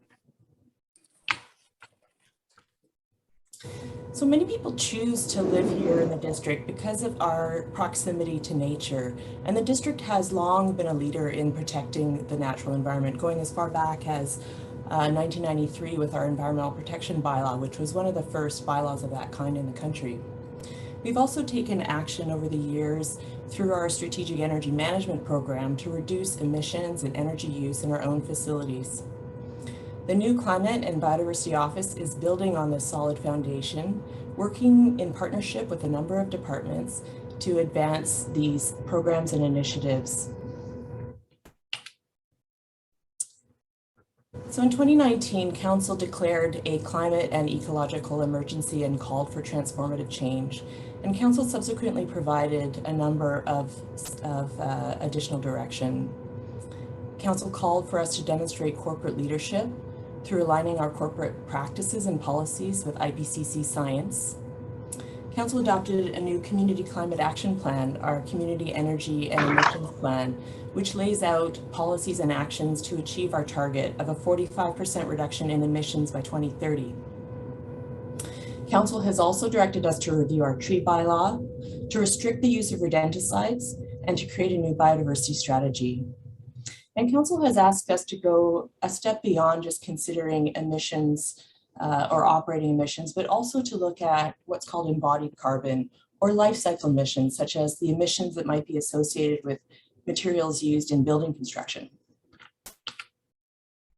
So the overarching goals of this work are to reduce emissions as a corporation and as a community, to protect and enhance biodiversity, and to improve our community's resilience to climate change. The general approach we're taking to do this work is to communicate and to engage, to create awareness and drive further action and ownership, to provide accountability and transparency through regular reporting, and to focus on people, taking an equity-based approach, engaging staff, partners, and the broader community. So these are the 6 pathways that we've identified: corporate leadership, low carbon buildings, low carbon transport, zero waste, healthy ecosystems, and adapting to climate change. On the corporate leadership front, our facilities group has a long-standing strategic energy management program in place, which is working in tandem with our facilities strategic framework, which was recently reviewed by Council. Those two together, combined with our asset management program, is setting a pathway towards achieving deep reductions in our facilities. We're also transitioning our fleet and our equipment. We expect that 90% of our light duty fleet will be electric by the end of this year. And we're transforming our operations through initiatives such as trenchless construction. Our low carbon buildings work includes our low carbon step code regulations, which we worked on with the other 2 North Shore municipalities and which came into effect on July 1st of this year. These new regulations limit the amount of fossil fuels that can be burnt for home heating. We're also supporting residents in taking action to transition their existing homes to lower carbon heating sources through our Jump on a Heat Pump program and our recently launched virtual home energy audit service. And we're also looking at how we can also reduce those life cycle emissions through policies to reduce embodied carbon. We're taking action in a number of areas to advance low carbon transportation and reduce congestion. We're investing in active transportation and transit.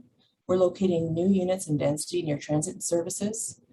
We've launched this year a new transportation demand management program that focuses on reducing congestion at schools and also focuses on reducing transportation or in managing transportation in new developments and businesses. And we're implementing a number of policies and infrastructure to support the transition to electric vehicles. Through our zero waste initiatives, our goal is to transition from a linear system of take, make, dispose to a more circular economy where resources are kept in circulation and at highest and best use for as long as possible. Staff will be bringing forward a report shortly on ways that we might be able to reduce construction and demolition waste. This is one of the ways that we plan to support this transition to a more circular economy. We're also supporting the reduction in single-use items and repair and reuse initiatives. The district has long been a leader in protecting the natural environment. Our rodenticide policy has led to action at the provincial level. We're currently reviewing our tree bylaw.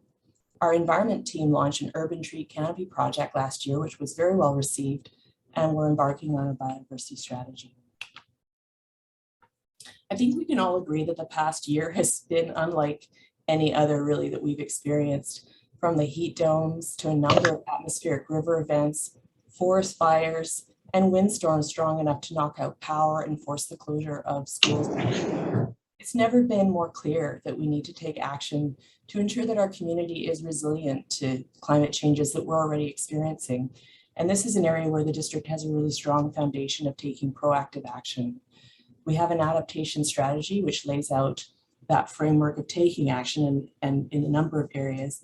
Our recently adopted North Shore Sea Level strategy lays out a number of actions to be taken over the long term to adapt to rising sea levels. We have a number of other programs, including our geohazard and stormwater management program, our wildfire protection program, and our North Shore Emergency Management Office is advancing a number of initiatives to improve community resilience. So just finally, a few recent highlights. The district was awarded the Community Energy Association's Adaptation Award this past year for our North Shore Sea Level Rise strategy, and we recently awarded the 5th and final milestone in the Federation of Canadian Municipalities Partners for Climate Protection program. And we've recently launched a new Climate Action Advisory Committee. Our municipal hall retrofit has achieved a 50% reduction in emissions and a 40% savings in energy use. Our operations group is using warm mix asphalt for road paving. This process uses a lot less fuel and results in substantial emission reductions. Our Jump on a Heat Pump program has been very well received by residents. And as I mentioned before, we've recently launched a virtual home energy service to provide even more support to residents who are interested in making changes to their home energy use and emissions. Our urban tree canopy project was well received by residents of all ages, and our environment team is looking forward to building on this foundation next year.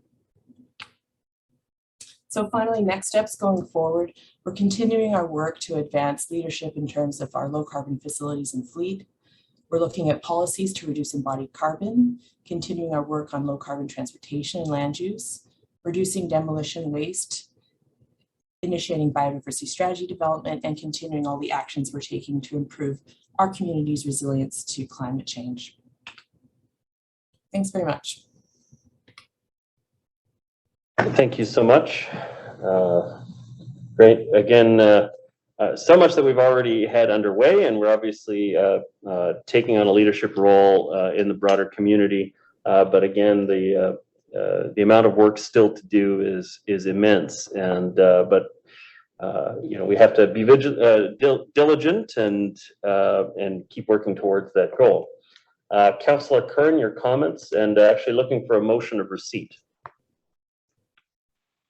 I'm happy to move that motion. Second. Thank you. Councillor Kern, go ahead, your comments. Just thank you, staff, for that important update. And I'm just so grateful for the work that's happening, both at the staff level, but also at the community level, not just with the community group or the climate group that we started, which is amazing. It's such a fantastic group of volunteers in our community that have so many great ideas, but also just people in our community. Like the momentum for change is definitely growing, and I am so grateful for connecting with people in our community who understand, I think, the scale and scope of what we face, and are coming and saying, how can I be part of it? And so I really feel that energy. There's a move happening, and it's a time for us to make big, bold changes, but they're going to improve the health of everyone and every other species on the planet. So one thing that I know has been brought up in the climate committee, and also in some really cool work that's happening around our community, is around food security. And that's something that is going to be disrupted in ways that we can't even begin to imagine over the coming decades. And so as much as we can localize all of the needs that we have in our community, I think that's really critical. So I will ask staff just to comment on perhaps some of the work that's already underway. Some of the great work that we do doesn't always get amplified. So I know that there is some in progress, but our committee definitely pointed out the importance of the district taking initiative on improving our local food security. And so I think that's something I'm really excited about. And then all the embodied carbon work that we had a scholar working on, it's just some really great work. And we're doing a lot of it in collaboration as much as possible with Tsleil-Waututh and Squamish Nation, and with across the North Shore. So great work to staff and to our community. Yeah, it's going to be, you know, we're experiencing the impacts now of what happened in the 90s. And so it is going to be a very difficult next few decades, regardless of if we changed everything today. So I think building that resiliency is going to be so critical. And there's lots of folks that are willing to do that and ready to do that in our community. So thanks. And maybe just a comment about the food security. Through your worship, there are a number of initiatives underway on the food security front. We're aware of a regional initiative with a group called Food Mesh that is looking to connect surplus food to those in need, and working with a number of different partners within the region.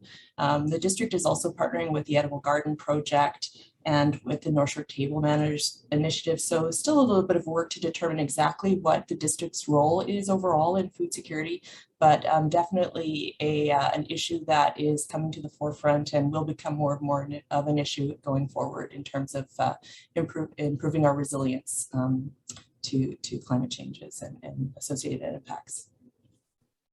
Yeah, and I guess just the last two comments would be around there's a lot of work to do, as we know, on retrofits, but I'm excited about some of that work happening. There's a federal grant out for people to get assessments of their homes for energy efficiency, and I think the data shows that we need to be retrofitting about 6% every year in order to achieve our targets. So it'll be interesting to put some more numbers around that and some transparency and accountability for us about how we're going to reach those targets that we need to do. And the biodiversity strategy, I know, is underway, but I think that's something that there's a lot of interest and support for in the community as well, and certainly with Tsleil-Waututh to work collaboratively on that. So yeah, I just look forward to seeing this work continue, and thanks again. Very much. Councillor Muri, you were the seconder on the matter. Do you have any comments? Thank you, Mayor Little. Yeah, it's an overwhelming amount of work, and certainly this last year with the weather events that we've witnessed, you know, it's like there's no words. There's no words to, you know, I mean, the thought of another heat dome this summer is frightening. Is it going to be every year? Is it going to be every other year? Like, you know, we have no idea. You know, what's going to hit us next. I think we've been through, I mean, we had a tornado, for God's sake.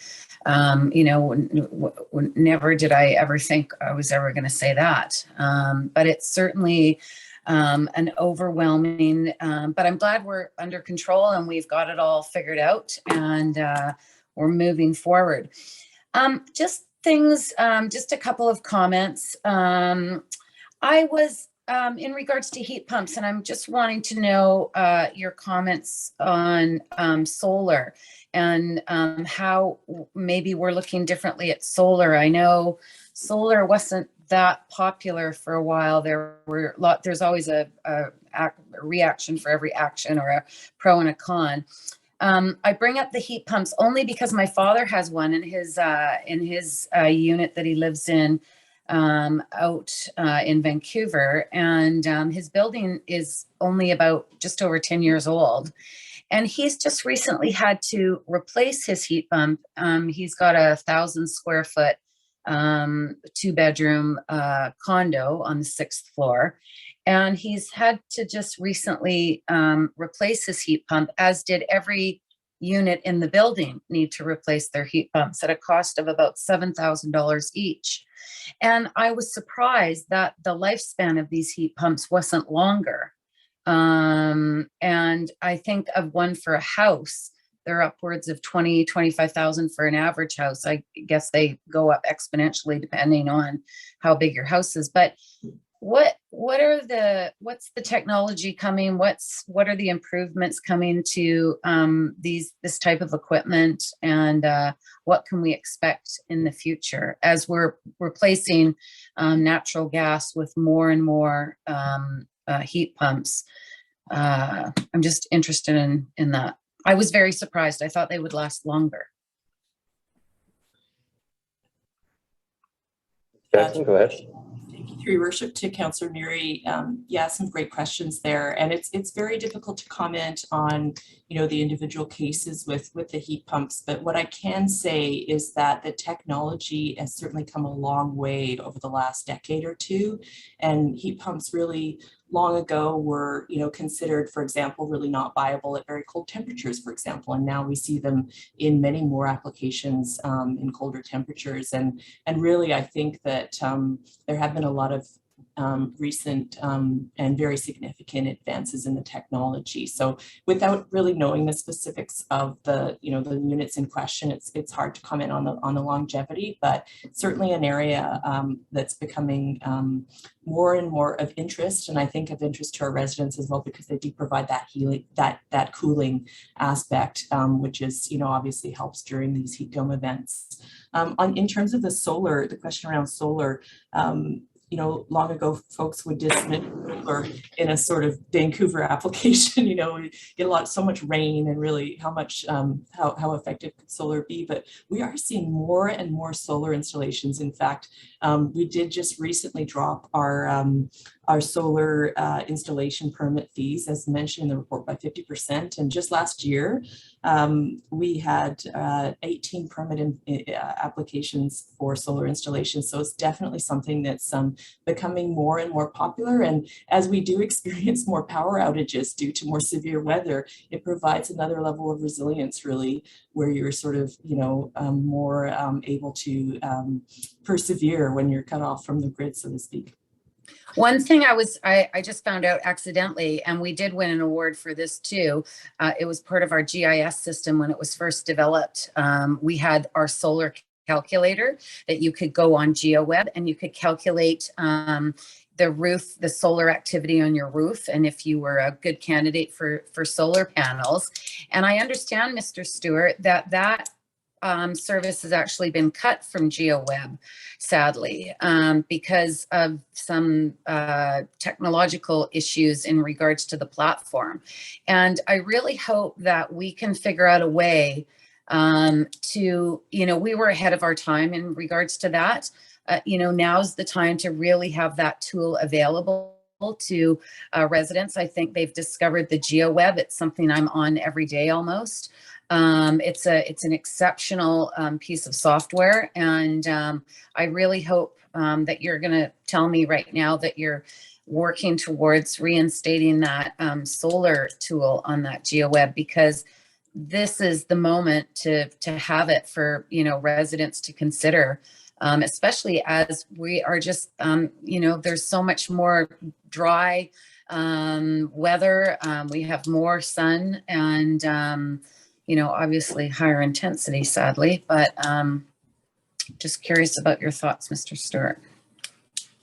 Your worship, through to Councillor Murray, whether it's the GeoWeb app or there's another app that's out there that does the same thing, I think that's what we're trying to explore right now. So it's not necessarily that platform, but it may be another platform, and Carolyn may have a little more information. I mean, I have to say that by creating this, Carolyn's position, we really do have a cross-departmental team going right across the organization and a lot of interest. And so there's really good collaboration, really good support. And maybe Carolyn can speak about what you're doing with respect to that. Yeah, really nothing further to add other than we're just looking at possibilities really currently. Okay. So you just, I'll just touch on one more comment in regards to school congestion. You made a comment about that, and could you just elaborate a bit more on that?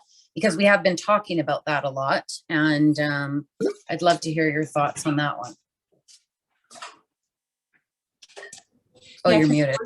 Thank you. Through your worship to Councillor Murray. Yeah, I maybe ask Mr. Joyce if he has any additional comments as well to offer on this particular topic, but I know that we have, as I mentioned, just kicked off a transportation demand management program, and one of the key focuses of that program is to work to improve school zones. And as a parent myself, who's experienced that congestion and just some of the really concerning safety issues that are associated with school zones and driver attitudes in some of those areas, it's definitely an area where a little bit of work could go a long way in terms of improving safety in those particular zones. And I think anyone who's been a parent can probably sympathize with that.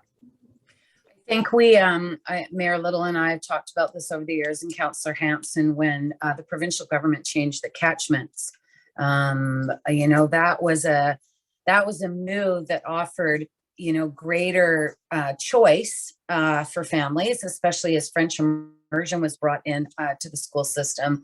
But it also created this cross neighborhood need to access schools in the far reaches of areas where you may not have lived. We had a Councillor McKeon Holmes, sadly she passed away years ago, but she had 5 daughters, and they all went to different schools. For the different activities that they were involved in. And it was that sort of driving across the North Shore.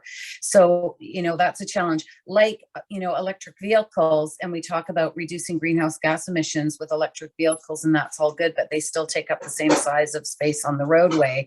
And then we're back into the issue of congestion and space.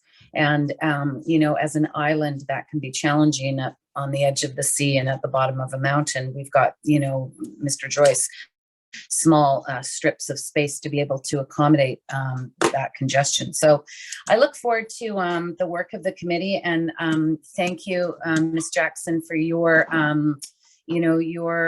guidance through all of this, leading the way. I appreciate the report and the presentation, and I look forward to more of these initiatives.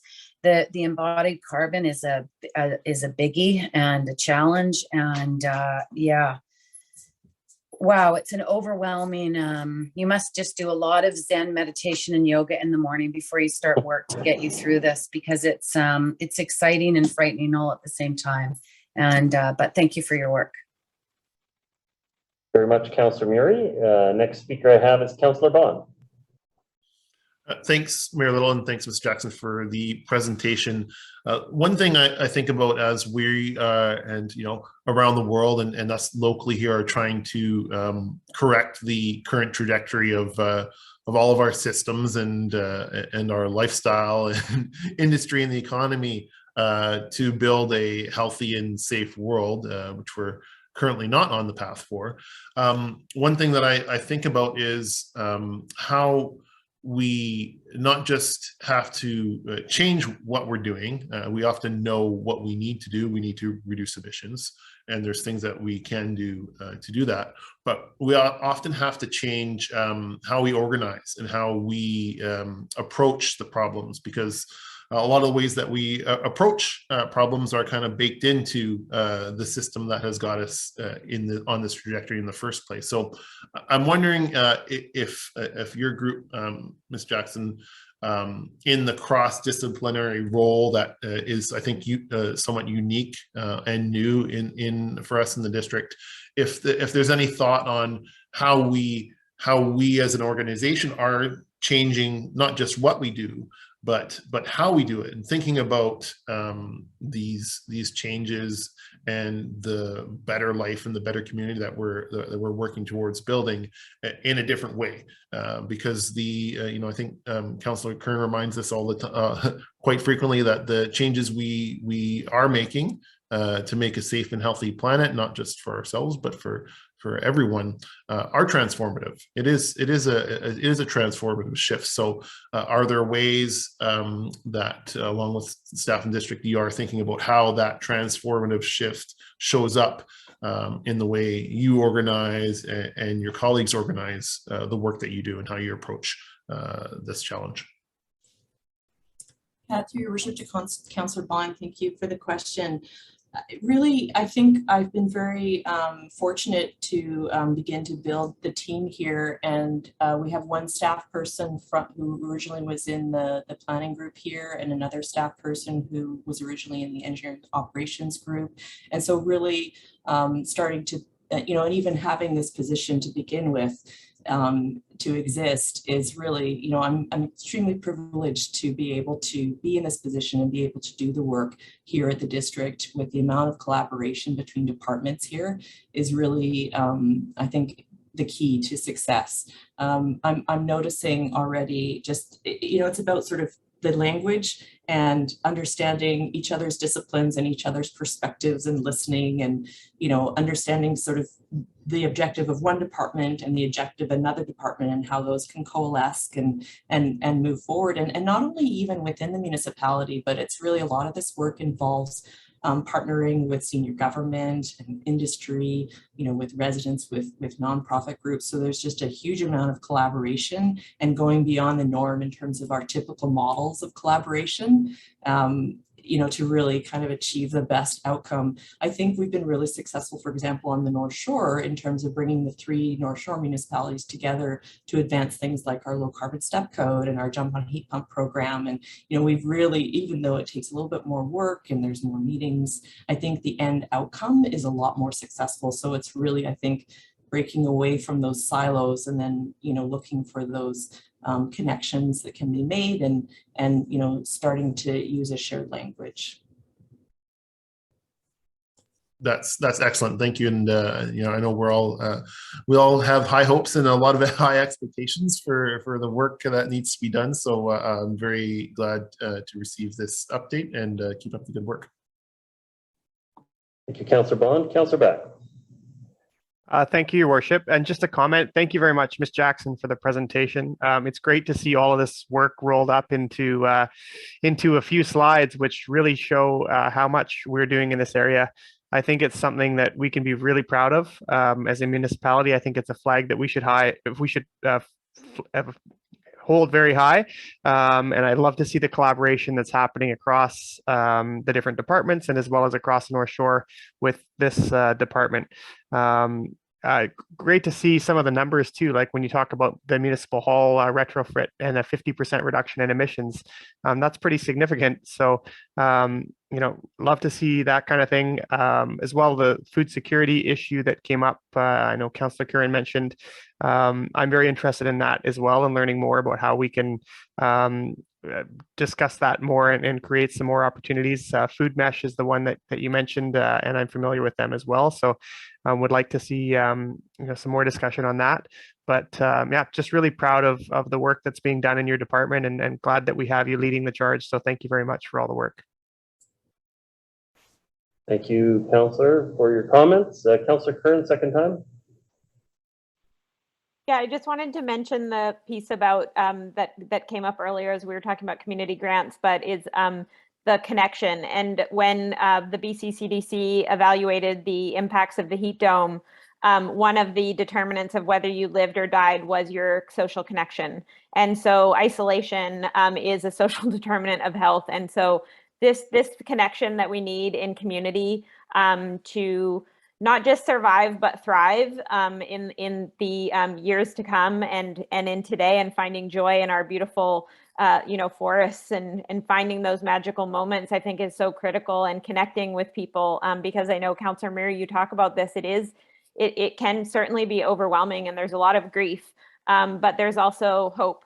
And so I think putting that into practice is so important, and just recognizing that you know, it is a threat multiplier, and people who already are going to be who are already marginalized are most impacted, and that's globally, but certainly locally as well. And so thinking of seniors in our community and people who may have different be marginalized for different reasons, and how important it is for us to connect in community to build resilience for what's coming is going to be critical. It's really going to be us looking after nature and looking after each other. And I am just so pleased to have, I just think the work that's happening is really, it is transformative, and it's really exciting. And there, as you mentioned, so much support for it throughout the organization. And people are probably excited to see maybe less of me and more of you. I don't know. Thank you. Thank you very much for your comments, Councillor Kern. Okay, Council, I see no further speakers at this time. Call the question. All those in favor? Contrary minded? Motion is carried and the report is received. Thank you so much for your presentation.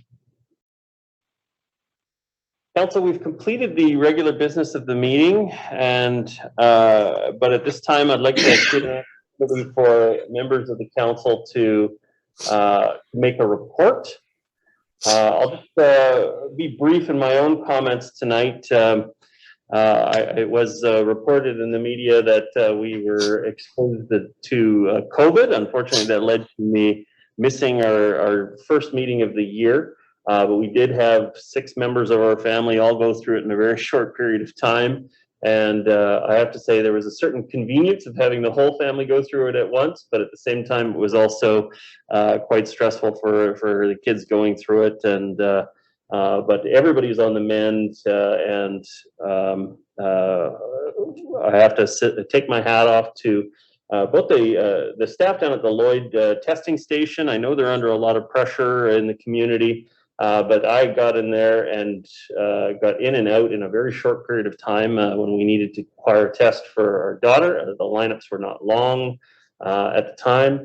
And also one of our daughters reached a temperature of 104. And so we went into Lionsgate Hospital, and the immediate care that we received was fantastic.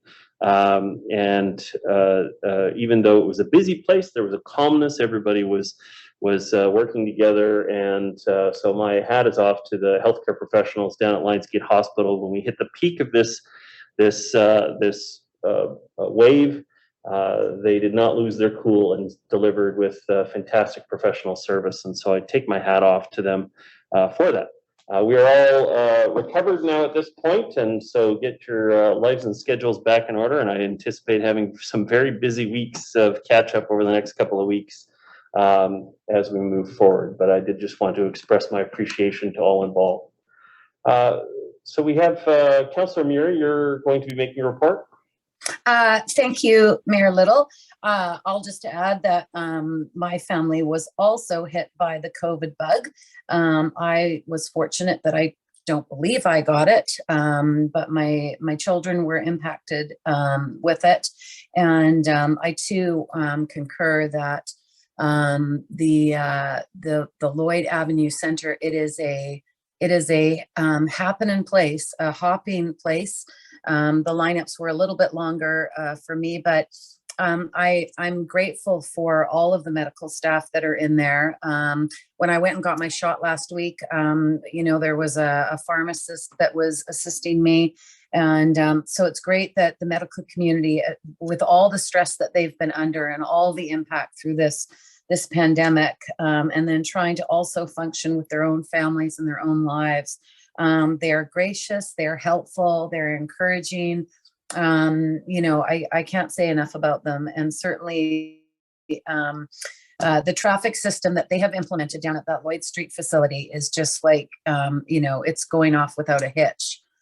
People are patient, and they're getting through it. And I know we said last year that hopefully we were rounding the corner. And so I'm going to say it again, hopefully we're rounding the corner this time, and we can hopefully return to more normal circumstances.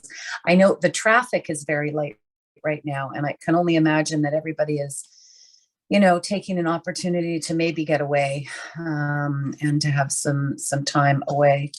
I just wanted to report that the Metro Vancouver committees have been up and started, and could you just let the dog in? Sorry, Sadie wants in. The Metro Vancouver committees are up and running, and Chair Dollywall has greeted all of the committees, and generally the work that's coming forward is presenting work plans for the next year. The budget process is the spring, and it will be an interesting process. And I look forward to reporting back on the committee's work in the coming months. Thank you. Thank you, Councillor Murray. Councillor Back, do you have a report? Thank you, Your Worship. Just briefly to mention my attendance at two of my committee meetings. I had Minova, the Museum and Archives Commission meeting on Wednesday, January the 12th. There was a recap of the opening events over the month of December. Of course, December 4th is when the new Museum of North Vancouver opened, and they welcomed over 950 people through the new museum that day with free admission. And then over the month of December, they exceeded all of their targets as far as people going through admissions. There were 292 annual passes sold. And then the gift shop is off to a good start as well. I think it was good timing opening up just before the start, or just near the beginning of the holiday season. Lots of people went down, and there were almost 500 products purchased from the museum store.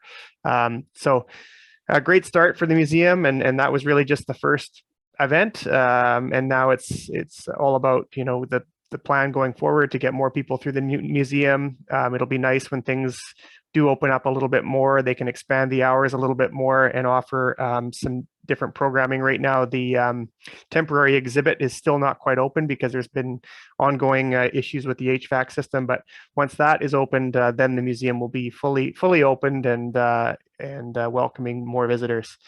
I also had a North Vancouver Chamber Board meeting last Thursday, January the 20th, and not too much new to report there. It was just a highlight of some of the events that have been happening there, including the State of the District event that you participated in. Mayor Little, you were the lead speaker there, of course, on November 24th. And they also have an event coming up tomorrow, which is called the State of Business 2022. And they've got quite a panel of guest speakers lined up for that event. So that's my report. Fantastic. I'm looking forward to that event tomorrow as well. I'll be observing that. Next speaker I have making a report is Councillor Curran. Thanks. The Climate Committee met, and we had a great presentation from the topic was zero waste. So with the climate committee, we're kind of going through those 6 buckets that we talked about and talking about some of the plans. And something that I didn't know, having not sat on committees previously, is how many subcommittees there are. So on the library board, I sit on subcommittees of the library board.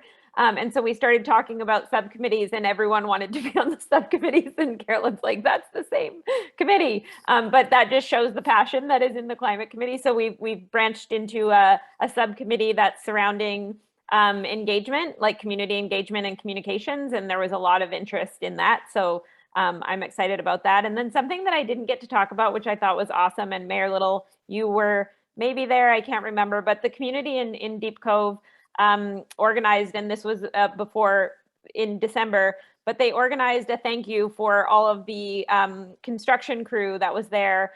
And they had a whole big spread of food, and everyone that was working was invited, and they celebrated and they thanked them for all of the work that they've done on the infrastructure project. And every person that I talked to who came, it was ConWest, was the contractor, said that in all their years, no community had ever thanked them for the work, and they just thought that the community was so great for doing that, and it was such a special feel-good moment, and I was really excited that the community did that, and I thought it was great. And I don't think I remembered to give them a shout out. It was a couple people who organized that, and it was just really kind and well received by some staff were able to be there as well. Unfortunately, I only was there at the very tail end of it, but they're still smiling. They're back and the flaggers are still smiling, and I thought that was really cool. That's great. Thank you so much, Councillor Curran. Councillor Bond, you have a report? Thanks, Mayor Little. Just to report on my attendance at the Metro Vancouver Housing Corporation meeting last week. At that meeting, we approved our work plan, annual work plan for the coming year. It includes advancing a number of affordable housing projects around the region. I think we're working on 5 right now that are either under construction or advancing towards construction. And as well, for a note, particular note of interest for council, we will be evaluating the first round of the expressions of interest for Metro Vancouver Housing Partners. So the district did submit an application for that, and that will be evaluated in the first quarter of this year. Thank you very much, Councillor Bond. Councillor Forbes, your report? Just a quick report. I attended the Rec Commission meeting, commissioners, and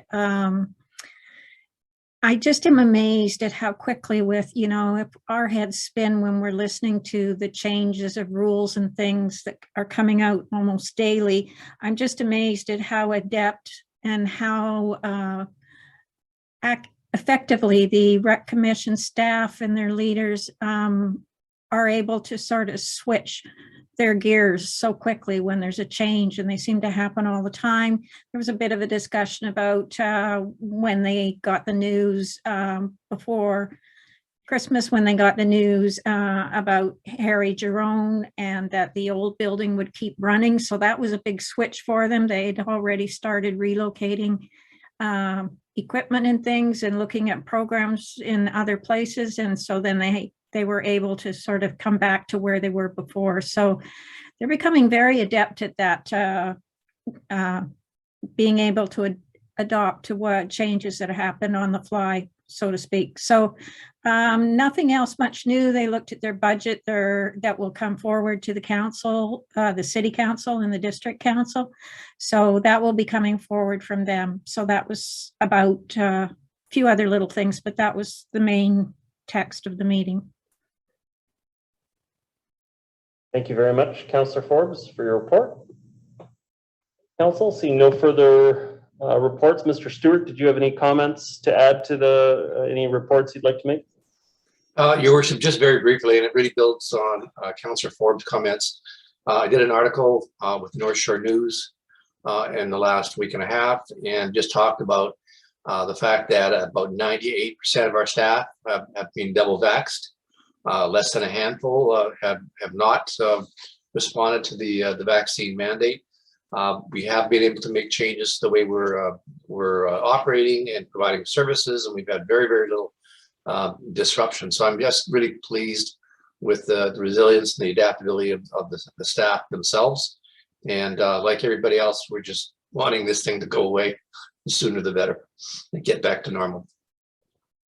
I think that's a sentiment shared by all. And the North Shore News article about my COVID experience didn't cover that our whole family was double vaxxed and my wife was triple vaxxed, and we still went through it. But if you are properly vaccinated, then you can expect typically more mild symptoms and less likelihood of hospitalization. So we encourage everybody to go and get vaccinated. Council, I see no further reports. So I want to thank everybody for participating. If someone would move adjournment, I'd be happy to accept. Thank you, Councilor Back. Second. Thank you all for your participation tonight, to the public, both here and virtually, our staff, our council, for all of your time tonight. We do appreciate it. Have a great evening.